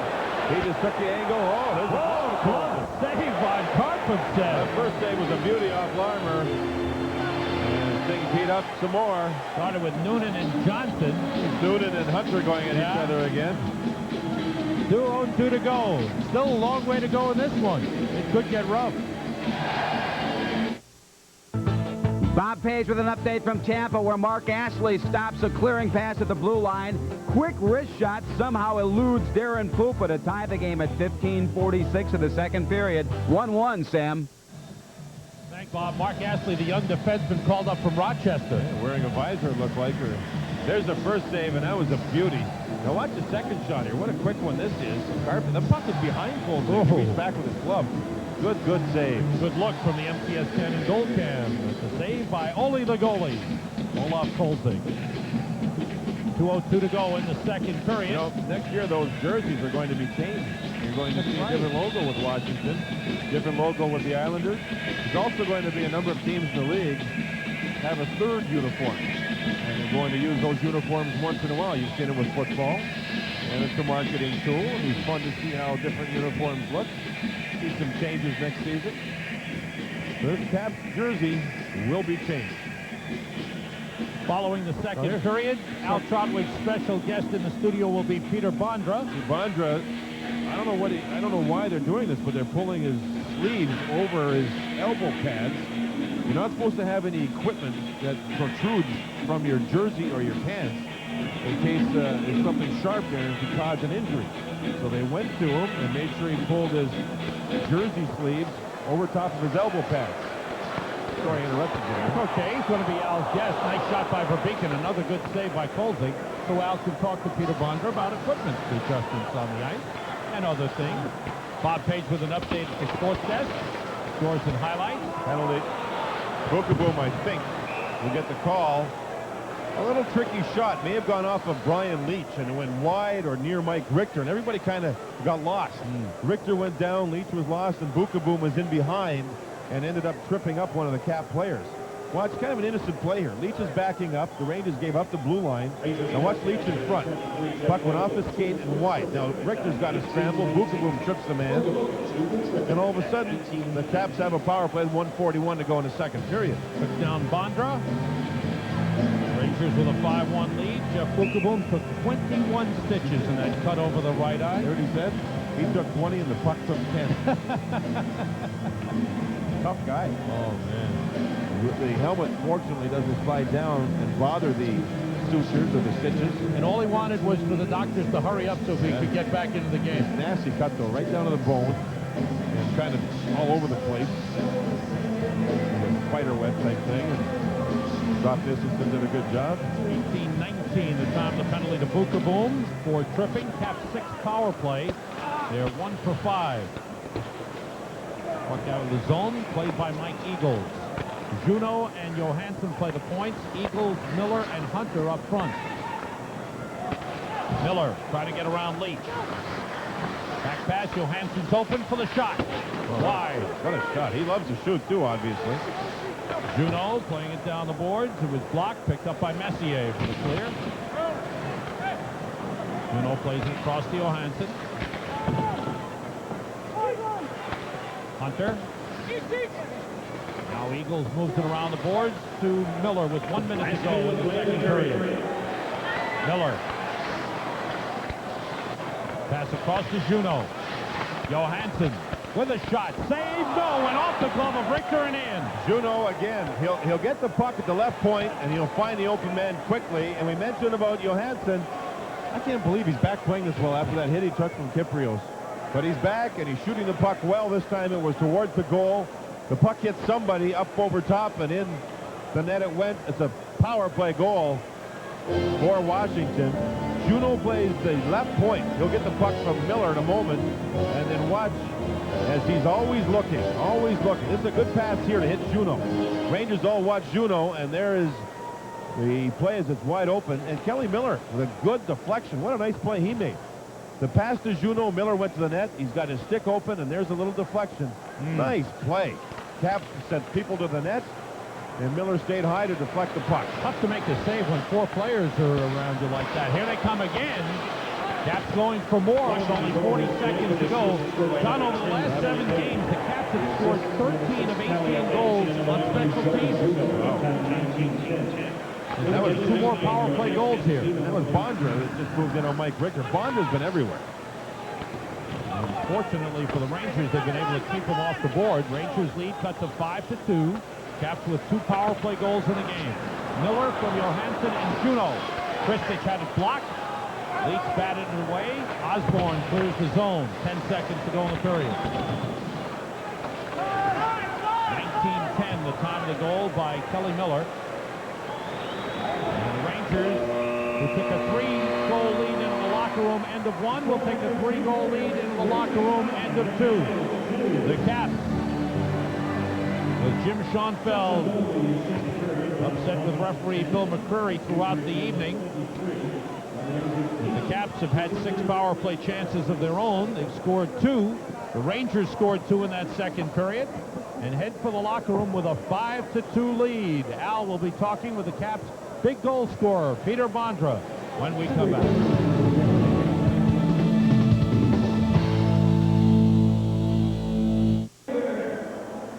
Capitals and Rangers both get a couple in the second period here at Madison Square Garden. All important game for the New York Rangers. 5-2 heading into the third period. I want to remind you about the March of Dimes Sports Luncheon. This is really one of the great events in New York City each and every year. This year the Rangers will be honored Thursday, May 4th. It's at the Waldorf Astoria. For information, for tickets, or how you can support the March of Dimes, call 212-353-8353. We've talked about it all night long. This has just been a great, fabulous run for Peter Bondra. for his Capitals team. 19 goals in his last 16 games after scoring 11 in his first 26. And yes, he has killed the Rangers in his time. He joins us in the studio now. Peter, thanks for coming in. Is it the feeling on your bench that Bill McCreary, the referee, has done more for the Rangers than he has for you? I don't want to talk about referee. I think we took a lot of bad penalties. We shouldn't do it. We know it's a big game. We got to play more discipline and hopefully play more power play or play our power play. All right, very diplomatic. Now, one of the things, Peter, that allows you to score so many goals is your speed. What do you think is what sets you apart from other skaters? Why do you skate so fast? Is it the muscles in your legs? Is it something in your head? Is it the skates? What is it? I think it's just my legs. I try to move my legs. If I go around D, just try to keep going, move my legs. These got a choice, pull me down or let me go. Hopefully, I get more chances to go and score some goals. Now, what happened to you after the first 11 games? What was the single thing that turned it around for you? I mean, Jim Schoenfeld talked about commitment. Was it that simple? I think it's a confident whole team. You know, after Jim Carey arrived, it's a whole different team. You know, we start playing well.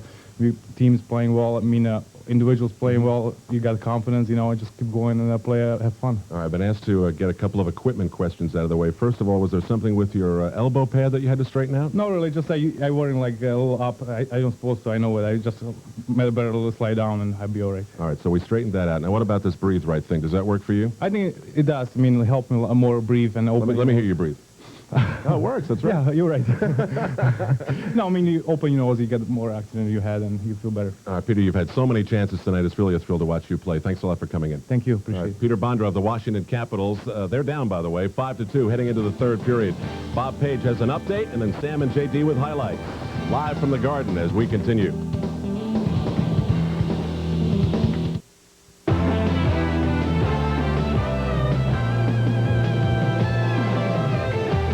Bob Page, we're joining you once again from our Sports Desk studios here at the Garden. We'll start with the two games that most directly affect the Rangers. Buffalo, which has that 1-point lead over the Rangers, Hartford and Montreal for the 7th spot in the NHL's Eastern Conference.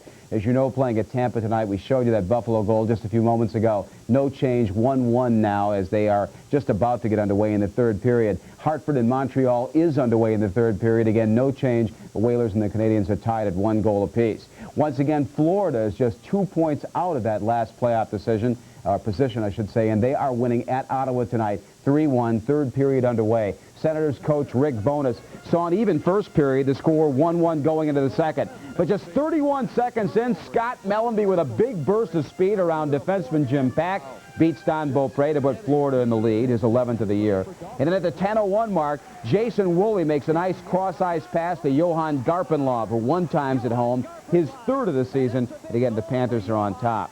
The Islanders and the Bruins have also gone to their second intermission, and the Islanders are beating the Boston Bruins by the score of 3-1. Devils happy about that result because they're 2 points back of Boston. Cam Neely just named NHL Player of the Week after wrecking the Rangers yesterday. He's been shut out tonight after Patrick Flatley scored 3 minutes into the second period to put New York ahead 2-1. That's Ray Ferraro beating Blaine Locker for his 20th of the year. Just a minute and a half later, that made it 3-1. Boston's won 4 games in a row. Earlier today, the Islanders announced that they had signed New York-born Matthew Schneider to a contract extension. Now these messages. If you missed it from earlier, Darryl Strawberry will not go to jail. The ex-Met was sentenced today by a federal court in White Plains to just 3 years probation, 6 months home detention, and $350,000 in back-paid taxes for his income tax evasion charges. Garden Rangers a 5-2 lead. A look at highlights brought to you by Minolta's 135EX. Minolta, the official camera of the Garden. Caps got one back to start the period, John. It was a power play goal. Kelly Miller gains the blue line, and you'll see Hunter just, why not put the puck towards the goal? Maybe Kelly Miller's there. Instead, it hit the skate blade of Tarpasov and fooled Mike Richter. A power play goal for the Caps. Take us through the Rangers goal by Brian Noonan. I think when you see the face-off one here off the linesman's skate blade, you're going to see one play that develops. The Rangers really wanted to go to the net. Now, if we can stop it right there, see the red jersey in front of the white jersey? You'll see the red jersey in front of the white jersey. Watch how quick that changes. The Rangers wanted to get to the net. Boom, one shot, stop it now. Look at white jerseys are now on the inside of the red jerseys. That's all it takes. Hustle, beating the other team to loose pucks, and there's Noonan beating Riki. Nemchinov had beaten Cote, and the Rangers had themselves a goal off the draw. Now Kovalov and Nemchinov combined Take here. a watch here. Now we stop it in a moment here. Right here, stop it. you're going to see this stick sweep across to try and get the puck. But watch the stick and elevating of the puck of Kovalov. Brilliant play, brilliant hands. Look at that. Right past the sweeping stick and then go back on the outside. Now watch Kovalov use his strength that he's known for. And he really battles here. That's a great play. What a pass across to Nemchinov, who had to deal with a rolling puck, beat Kolzig, and then drew a penalty after scoring. Great play by Nemchinov and Kovalov. Rangers get 2, Caps get 2. Rangers still lead by 3.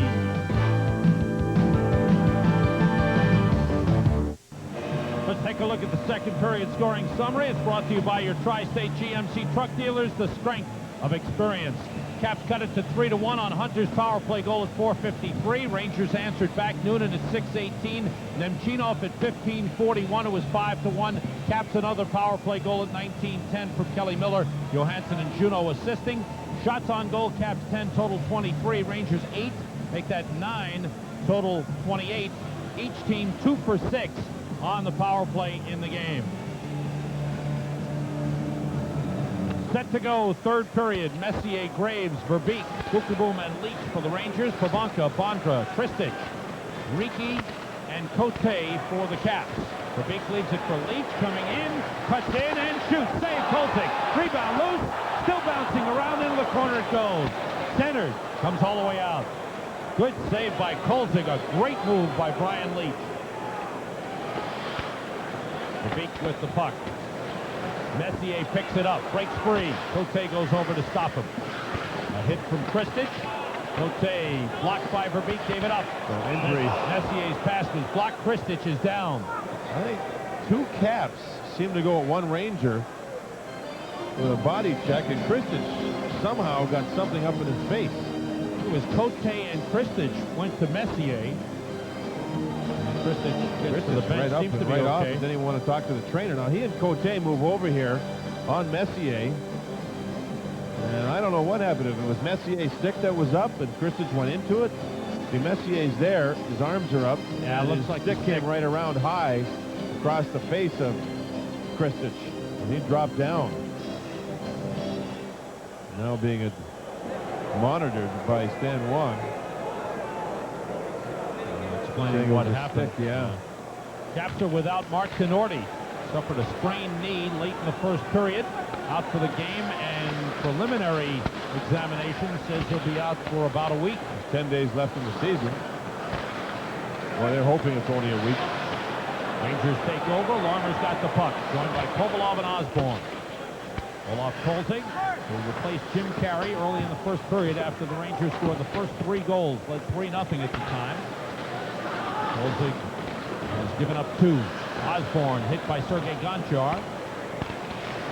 Konowalchuk hit his own man. Keith Jones wasn't expecting it. Juneau across against Matthias Nordstrom. Johnson shot, stick save by Richter. Jones checked by Zubov. Puck alive, Kovalov trying to play it. Out in front, knocked away from Juneau by Nordstrom. Johnson's shot deflects in the corner. Jones moves it to Konowalchuk. Zubov on him. Konowalchuk taken down by Zubov, who was wrapped up by Jones. And the Rangers move the puck out of the zone.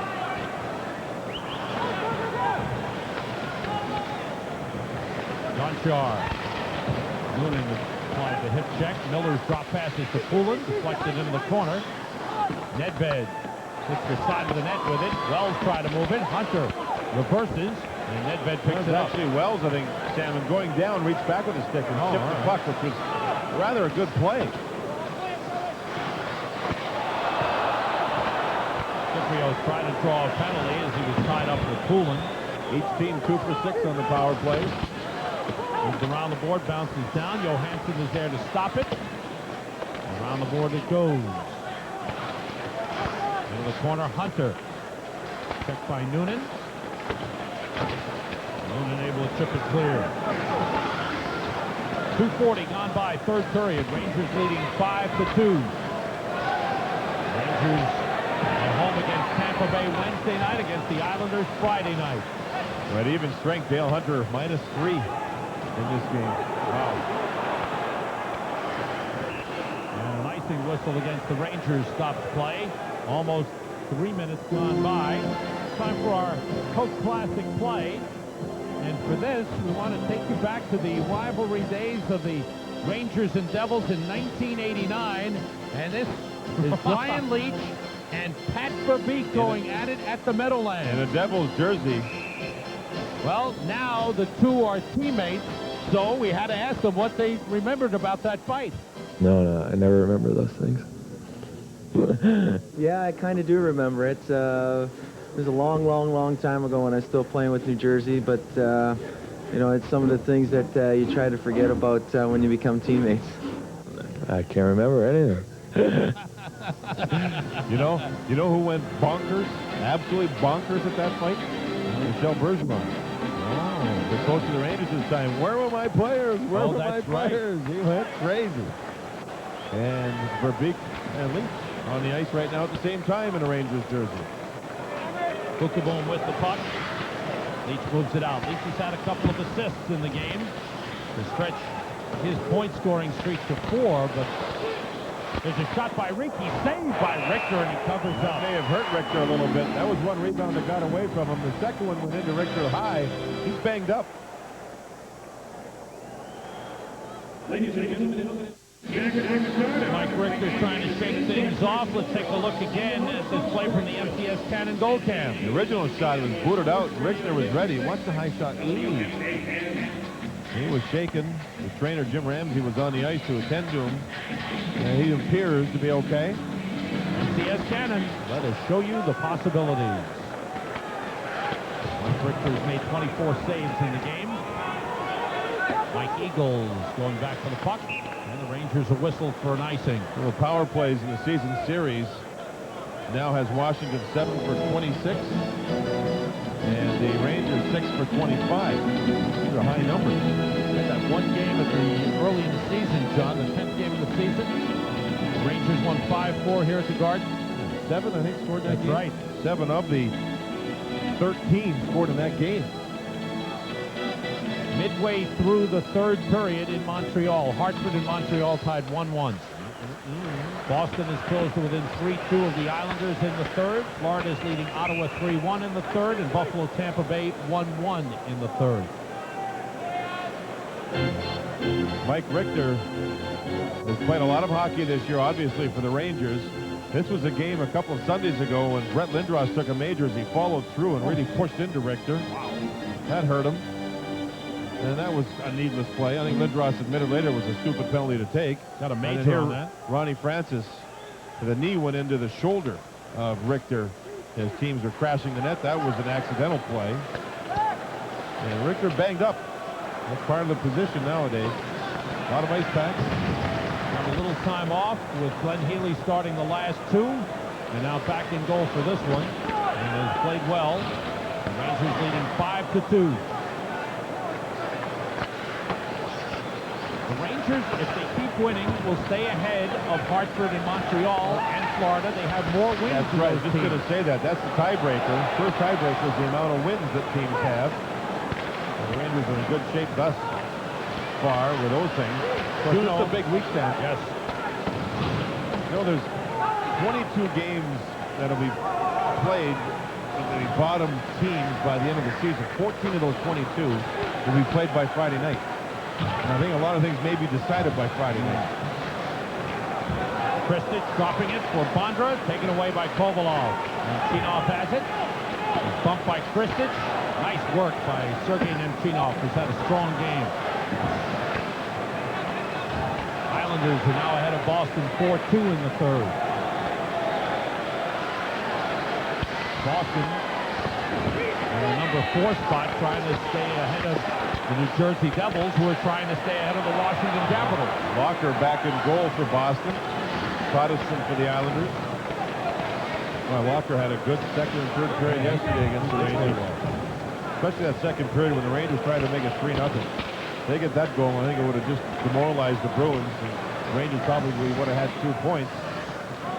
But Cam Neely took care of business on the power play, and the Rangers took some bad penalties. Things changed quickly. Bruins have some injuries, don't they, John? Up front.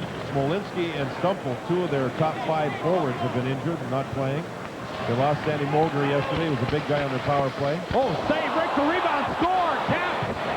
on the rebound. Dale Hunter gets the Caps within 2. And suddenly the complexion of the game changes. With 14:22 to go, which is a lot of time. All of a sudden it's 5-3 in a 2-goal game, and the next goal is crucial, if there is one. Here you see the Caps working the Rangers. They control the neutral zone. Rangers stand up, and here's a tricky shot that caught Richter moving to his left. He had to kick out his foot to the right, make the save, but it took him away from his goal net. See, Richter's moving to his left, and he has to come back to his right, and you see the open space. Hunter got in behind Jeff Bukaboom, and all of a sudden it's 5-3. So the Caps get an even strength goal. They haven't been getting many of those lately. He has 2 power play goals. And here's his steal. Kiprios moving in, he shoots, saves, Holzig. The rebound missed by Nedved. Cote made a good play on the rebound with an open net.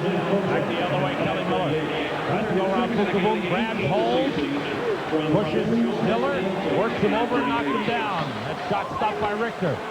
Poulin took the shot. Hunter tried to keep it in the zone, couldn't do it. Regroups in center. Hunter from Jones and Cote at 5:38. Second goal of the game for Dale Hunter, his 8th of the season. Jürgen Gonchar with it. Michael Pivonka drops it off for Bondra.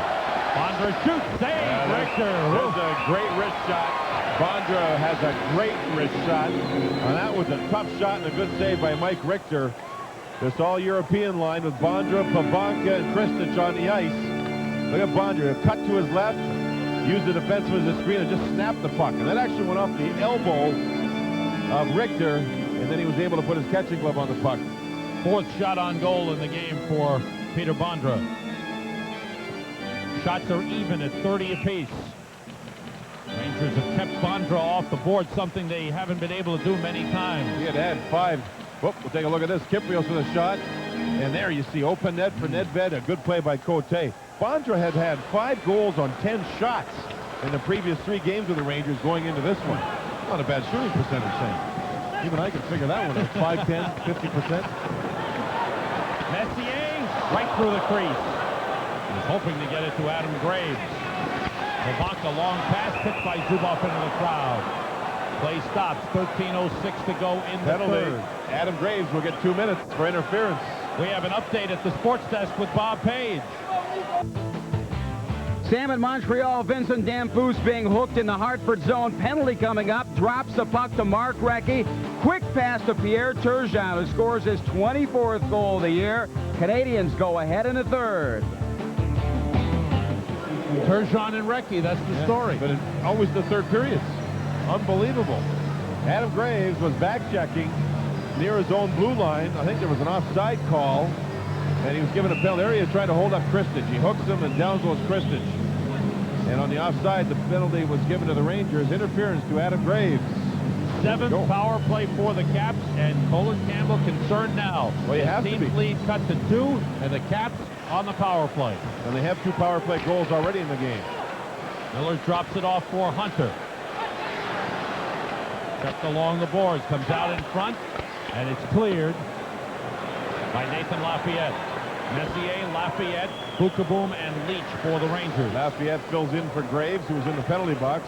Usually Messier Graves as a twosome up front. Caps have now scored 12 power play goals in the last 16, including this one. Here's Lafayette one-on-one with Johansson. He's tied up from behind by Poulin. Messier goes for the puck. Hunter tries to take over and does.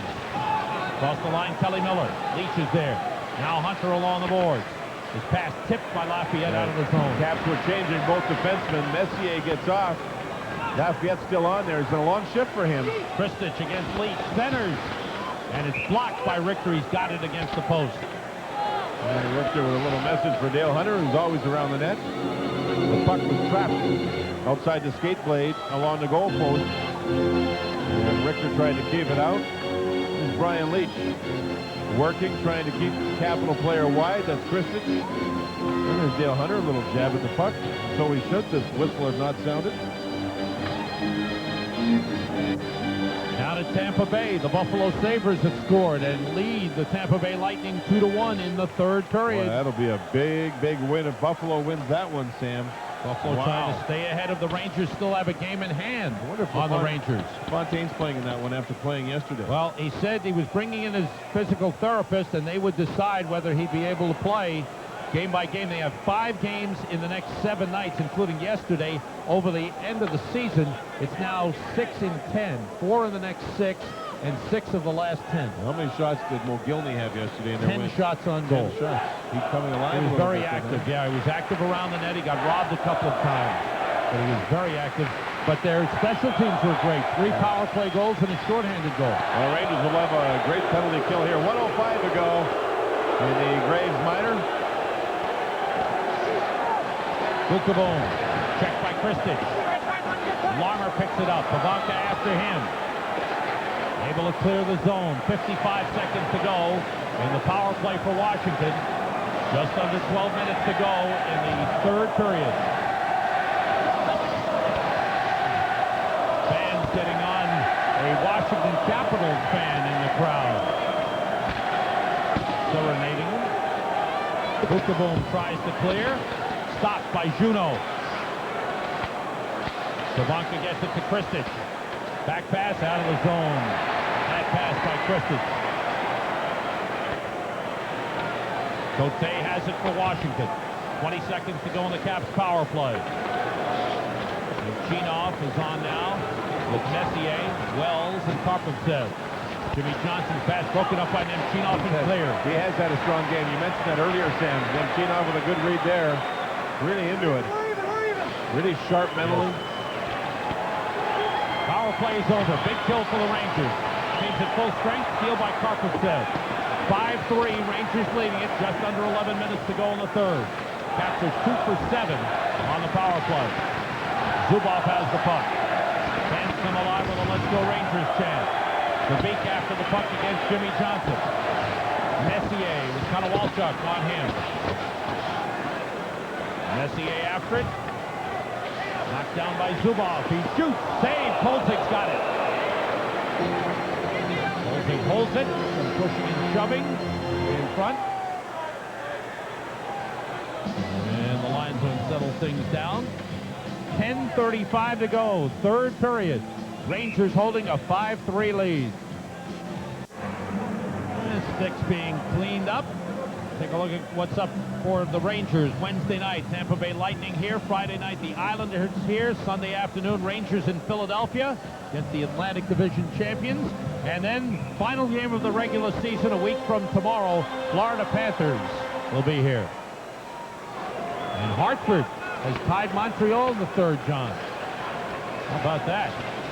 Gutsy hockey club. Battle along the boards. Pushed ahead by Kelly Miller, stopped by Matthias Norstrom. Zubov has it. Islanders now leading Boston 5-2 in the 3rd. 4th play in that game, John? No, I don't think so, Sam. He has the rib cage injury, and he was not scheduled to play. Out in front, Cote scores! And it's 5-4. Kelly Miller set up Sylvain Cote. The Caps have cut a one-time 4-goal Rangers lead to 1. And there's a lot of time left, folks. 10:06 to go in the 3rd period. Great play along the boards. Look at Berube, look at Kelly Miller, and look at Cote get away from Osborne. This shouldn't happen. That's bad defensive zone coverage. The puck was the outside, and Cote jumped in ahead of Mark Osborne. He had time. Mike Richter had no chance. And you see the perfect shot, and we're 5-4 now.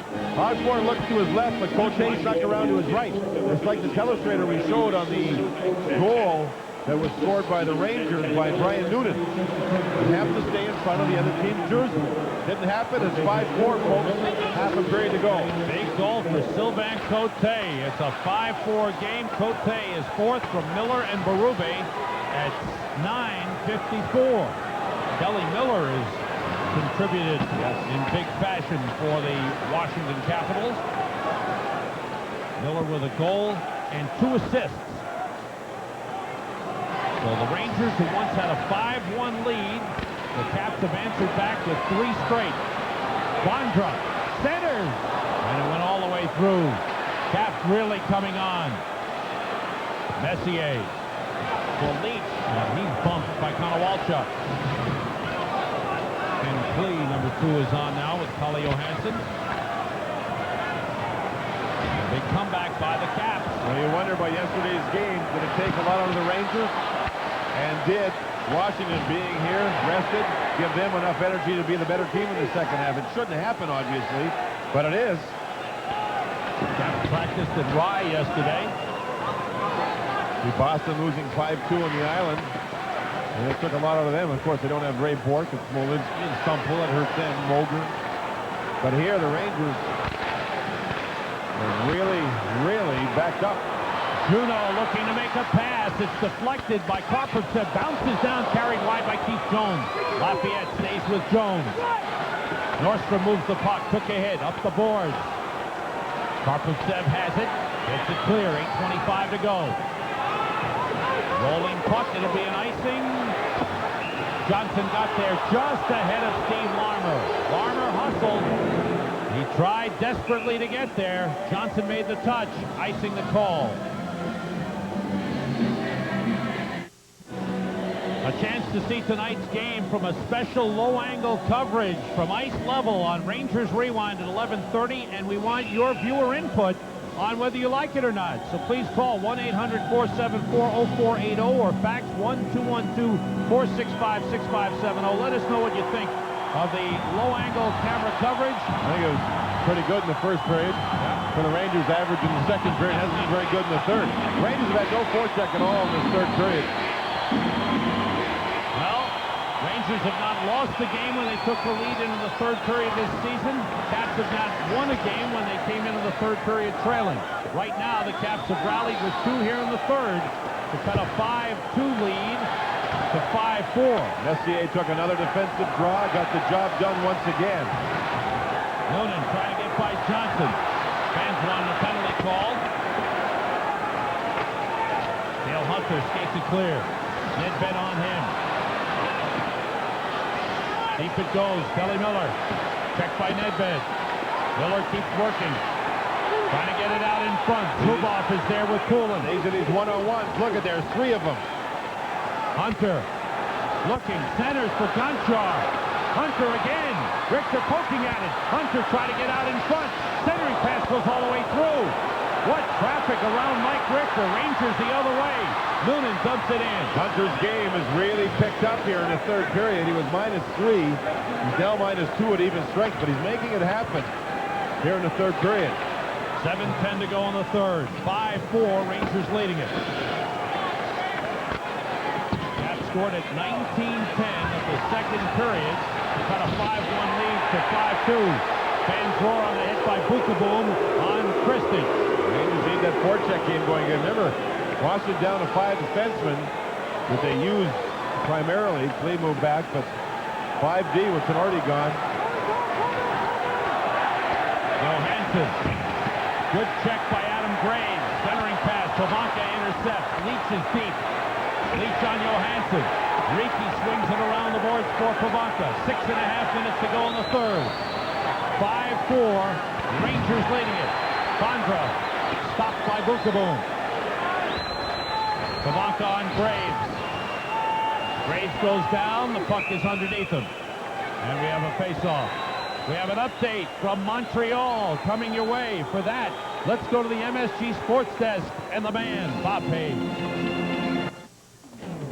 Sam in Montreal, the Whalers just storming Patrick Waugh. Jocelyn Lemieux put Hartford ahead at 16:31.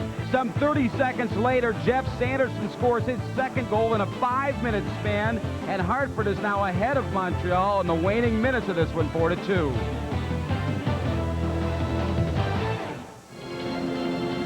And in Tampa Bay, the Buffalo Sabres have a 2-1 lead in the third. But how about the Whalers? Sanderson missed the game last night against Pittsburgh. He came back. Wow, what a comeback in Montreal. Hartford a 4-2 lead. Big draw now. Lafayette takes the draw. Can't win it. Messier didn't take that one. Riki shot stopped by Richter. Wells moves it. Larmer gets it out of the zone. Cote's got the puck. Hartford, Montreal, and the Rangers all with 41 points starting play tonight. We have a whistle for an offside. Sam, since the goal that was scored to make it 5-4 by Cote, And that was at the 9:54 mark. The Rangers have not registered a shot. It's been over 4 minutes. Washington's only registered one. It's just, we're seeing the Rangers play from their own red line, center ice red line back. No forcing at all of Washington. Washington's really picked their game up. Messier now comes on for the draw. He's been extremely good in faceoffs in this game. Rangers have had only 5 shots on goal here in the third period. Messier 5 and 1, pardon me. Winning 5, losing 1 in his defensive zone in the third. Messier and Juneau. Messier wins. Karpovtsev moves it for Larmer. He's hit by Cote, but able to clear. Amazing how many times Larmer does that. When the defenseman pitches, he plays the defenseman's body, shields the puck, and then moves the puck out of the zone. Talking about Larmer. Along the board, Karpovtsev swings it out. Ricky able to get there to keep it in. Wells chips it. Kyprios picks it up. Rangers get clear. 5.5 minutes to go. 5-4 Rangers. Kolzig plays the puck. Larmer's there. Comes loose. And here comes Cote to Juneau. Juneau across against Zubov. Deep for Keith Jones. In front, Zubov in good position. Kyprios has it. Want the race to get a little tighter? Florida beat Ottawa 5-1. Florida has 41 points. The Panthers with 43 games. That was one you expected them to win, though, didn't you? Yep. That was 2 points they should have gotten. Right here, under 5 minutes to go in the third. Rangers, who had a 5-1 lead, holding on to a 5-4 edge in front. Berube checked by Osborne. Along the boards. Keith Jones looking for it. The stick flies loose. I believe it's Osborne's stick. It is. The Rangers get it clear. Johansson has it back. Zubov takes over. Now Nordstrom gets to the red line and dumps it in. Johnson back for it, moves it quickly. Kristich. The dangerous line on for Washington. Bondra was slowed down. It's an icing. Kristich did not get to the red line. Bad play on his part. Icing whistles against the Caps. Face off deep in the Cap zone. Keith Jones in the middle. Let's watch this play from the Good action as he takes out, pardon me, Sam, he takes out Kyprios. That's a good check along the boards. And then keeps Kyprios out of the play as Kyprios tries to back check. A little sweater tug to get loose. That's a pretty smart play by Jones all the way up ice. Good smart play. And then he prepares himself for the hit. Here Osborne loses his stick as he battles. Look at that. Javelin throw. Flying out of there. Caps control. Leach pinching in. Messier covering up for him. 4 minutes to go in the third. 5-4 Rangers leading it. Shots are even at 32. About shot the Rangers 9-5 here in the third period. As John mentioned, Rangers have not had a shot on goal in the last 6 minutes. Bondra against Leach. Bondra taken down. Puck out of the zone. All the way back. Caps have to come and get it. Cote picks it up. See the time remaining. Save for Juneau. Juneau moves in. Bondra lost control out of the zone. Offside. Johansson tried to get there to keep it in. And just went across the line. And he was ready to set the shooter in motion, wasn't he? The puck came out of the zone by just a hair. Florida wins. And you said they have 41 points now, but look at their schedule. They go into Buffalo, they go in to play the Devils. It's their next 2 games. Then they go home to play Washington. Then they go in to play the Rangers and Pittsburgh in their last 2. So 4 of the last 5 on the road. That is one mean, nasty, terrible schedule. Leach and Bondra. Bondra trying to move. Now watch him stop, or cut around, pardon me, and you see Leach getting good position and pushing Bondra down to the ice. Good one-on-one play there. That look from the MCS Cannon Skycam. Alexei Kovalov and Peter Nedved looking on as the face-off is won by the Rangers. Zubov with the puck. Islanders have beaten Boston 5-3. Boston stays at 49 points, 2 points ahead of the Devils. They're 2 points ahead of Washington. Larmer trying to get away from Konowalchuk. Tied up, gets it to Zubov. Just under 3 minutes to go. Cap forwards work. Oh, do they work? Konowalchuk and Jones in particular. Johansson picks up the puck. 5-4 Rangers with 2:45 to go in the third. The Rangers really making quick changes here. Quick changes. Cleared by Verbeek. And it'll be an icing on the Rangers. Gonchar to touch. All the way back in the Rangers zone they go. Messier will be taking another defensive draw for Coley Campbell with 2:37 to go. Shots dead even at 32. Rangers ahead by 1. Coach takes a sip of the water. Look at the bench. I think that game yesterday was a tough loss mentally, but it was also a physical game at the small Boston Garden. And I think, the gas tank a little lower than the Washington gas tank as we run down the third period. It's all over up in Montreal. The Whalers beat the Canadiens 4-3. It's a big-time win, and Hartford looked just disgusted after the game and the loss last night to Pittsburgh, yet they battle back. Whalers now have 43 points, but they've played one more game than the Rangers. They've played 45. Whalers have 3 games remaining. Montreal stays at 41 points with 4 games left on their schedule. Messier has beaten Hunter 6 of 7 faceoffs. In this one, Hunter went forward with a puck there, a little tricky play. Verbeek plays it behind the net to Jay Wells. Up for Pat Verbeek, clears the zone. Under 2.5 minutes to go. Cote moves it quickly, blocked by Messier. Cote again, stopped by Verbeek. Cote tries a third time, gets it to Kelly Miller. A lot of dump-ins by Washington, and then they go to work. Karpovtsev. Oh, he was whacked by Poulin. Puck kept in. Karpovtsev again. With his own man. Messier controls, finds Wells. Wells clears. And 2 minutes remain in the third. Rangers still have not had a shot on goal over the last 7 minutes, make it 8 minutes. Yeah, I don't think they're concerned with that now, Sam. It's what you give up. No on-man rushes, no on-man rushes. And loose puck in front. Pavanka. Save Richter. And he holds on. And no giveaways, and there was one. And Pavanka never got the clear shot. Now, Rangers got to be careful here. Everybody's in, so the face-off will be outside, but there could be some penalties. This is really a mess here. Osborne it appeared, was a real aggressor. Pavanka got stopped, but he tried to jab the puck a couple of times, and that got the Rangers going. You can't afford to take anything. You can't afford to be shorthanded now. The 2D, the defenseman jumped in to the melee, or the scrum, and Verbeek and Johansson still going at one another. So heat up again, maybe. The faceoff should be outside. That's one good thing. Boy, oh boy, the puck was given away somehow. Pavanka got control of it, and I don't think he got a clean shot. Richter stayed with him. Leach is on the puck. He tries to go up the middle, and it's blocked by Bondra. Now watch the puck. Is Pavanka, yeah, he did. He tried to go wide, didn't go back at the net. Bukaboom knocks down Christensen. Verbeek went to his man. There's the giveaway against some of the best players that Washington has. And Richter really stayed with Pavanka. Pavanka, I think, tried to open the legs up, put the backhander through. I thought he had an opening for a little while, baby. John. The puck settles down. Pavanka goes wide here, real wide, kind of strange.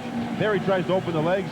Richter stayed with him. And then everybody got together. It doesn't look like any penalties will be handed out. Face off outside the zone. 1:43 to go in the third. Pavanka again.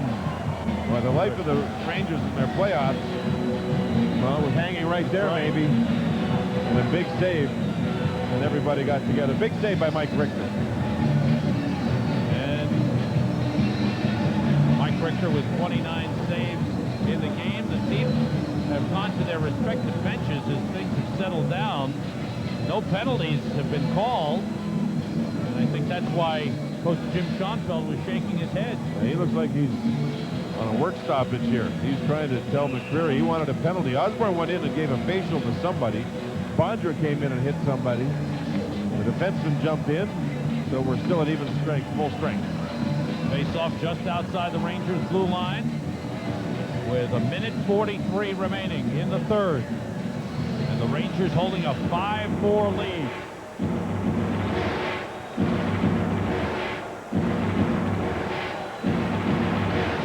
Messier, Graves, Verbeek, Leach, and Bookavoom for the Rangers. The Bondra line will come right back out after this shift, probably for the last shift at even strength. They have one more kick at it if the Hunter line doesn't get it done. Hunter, Poulin, Miller, Cote, Johansson. Hunter trying to measure where he is. He won it. Positioning. Well, he does everything, and he gets it done. Hustles over to the boards against Messier. Bookavoom swung it around. Graves going to it. Leach moves in. Graves is there. Comes loose to Verbeek. Rangers get clear. Verbeek to the red line, dumps it in. A minute 20 to go.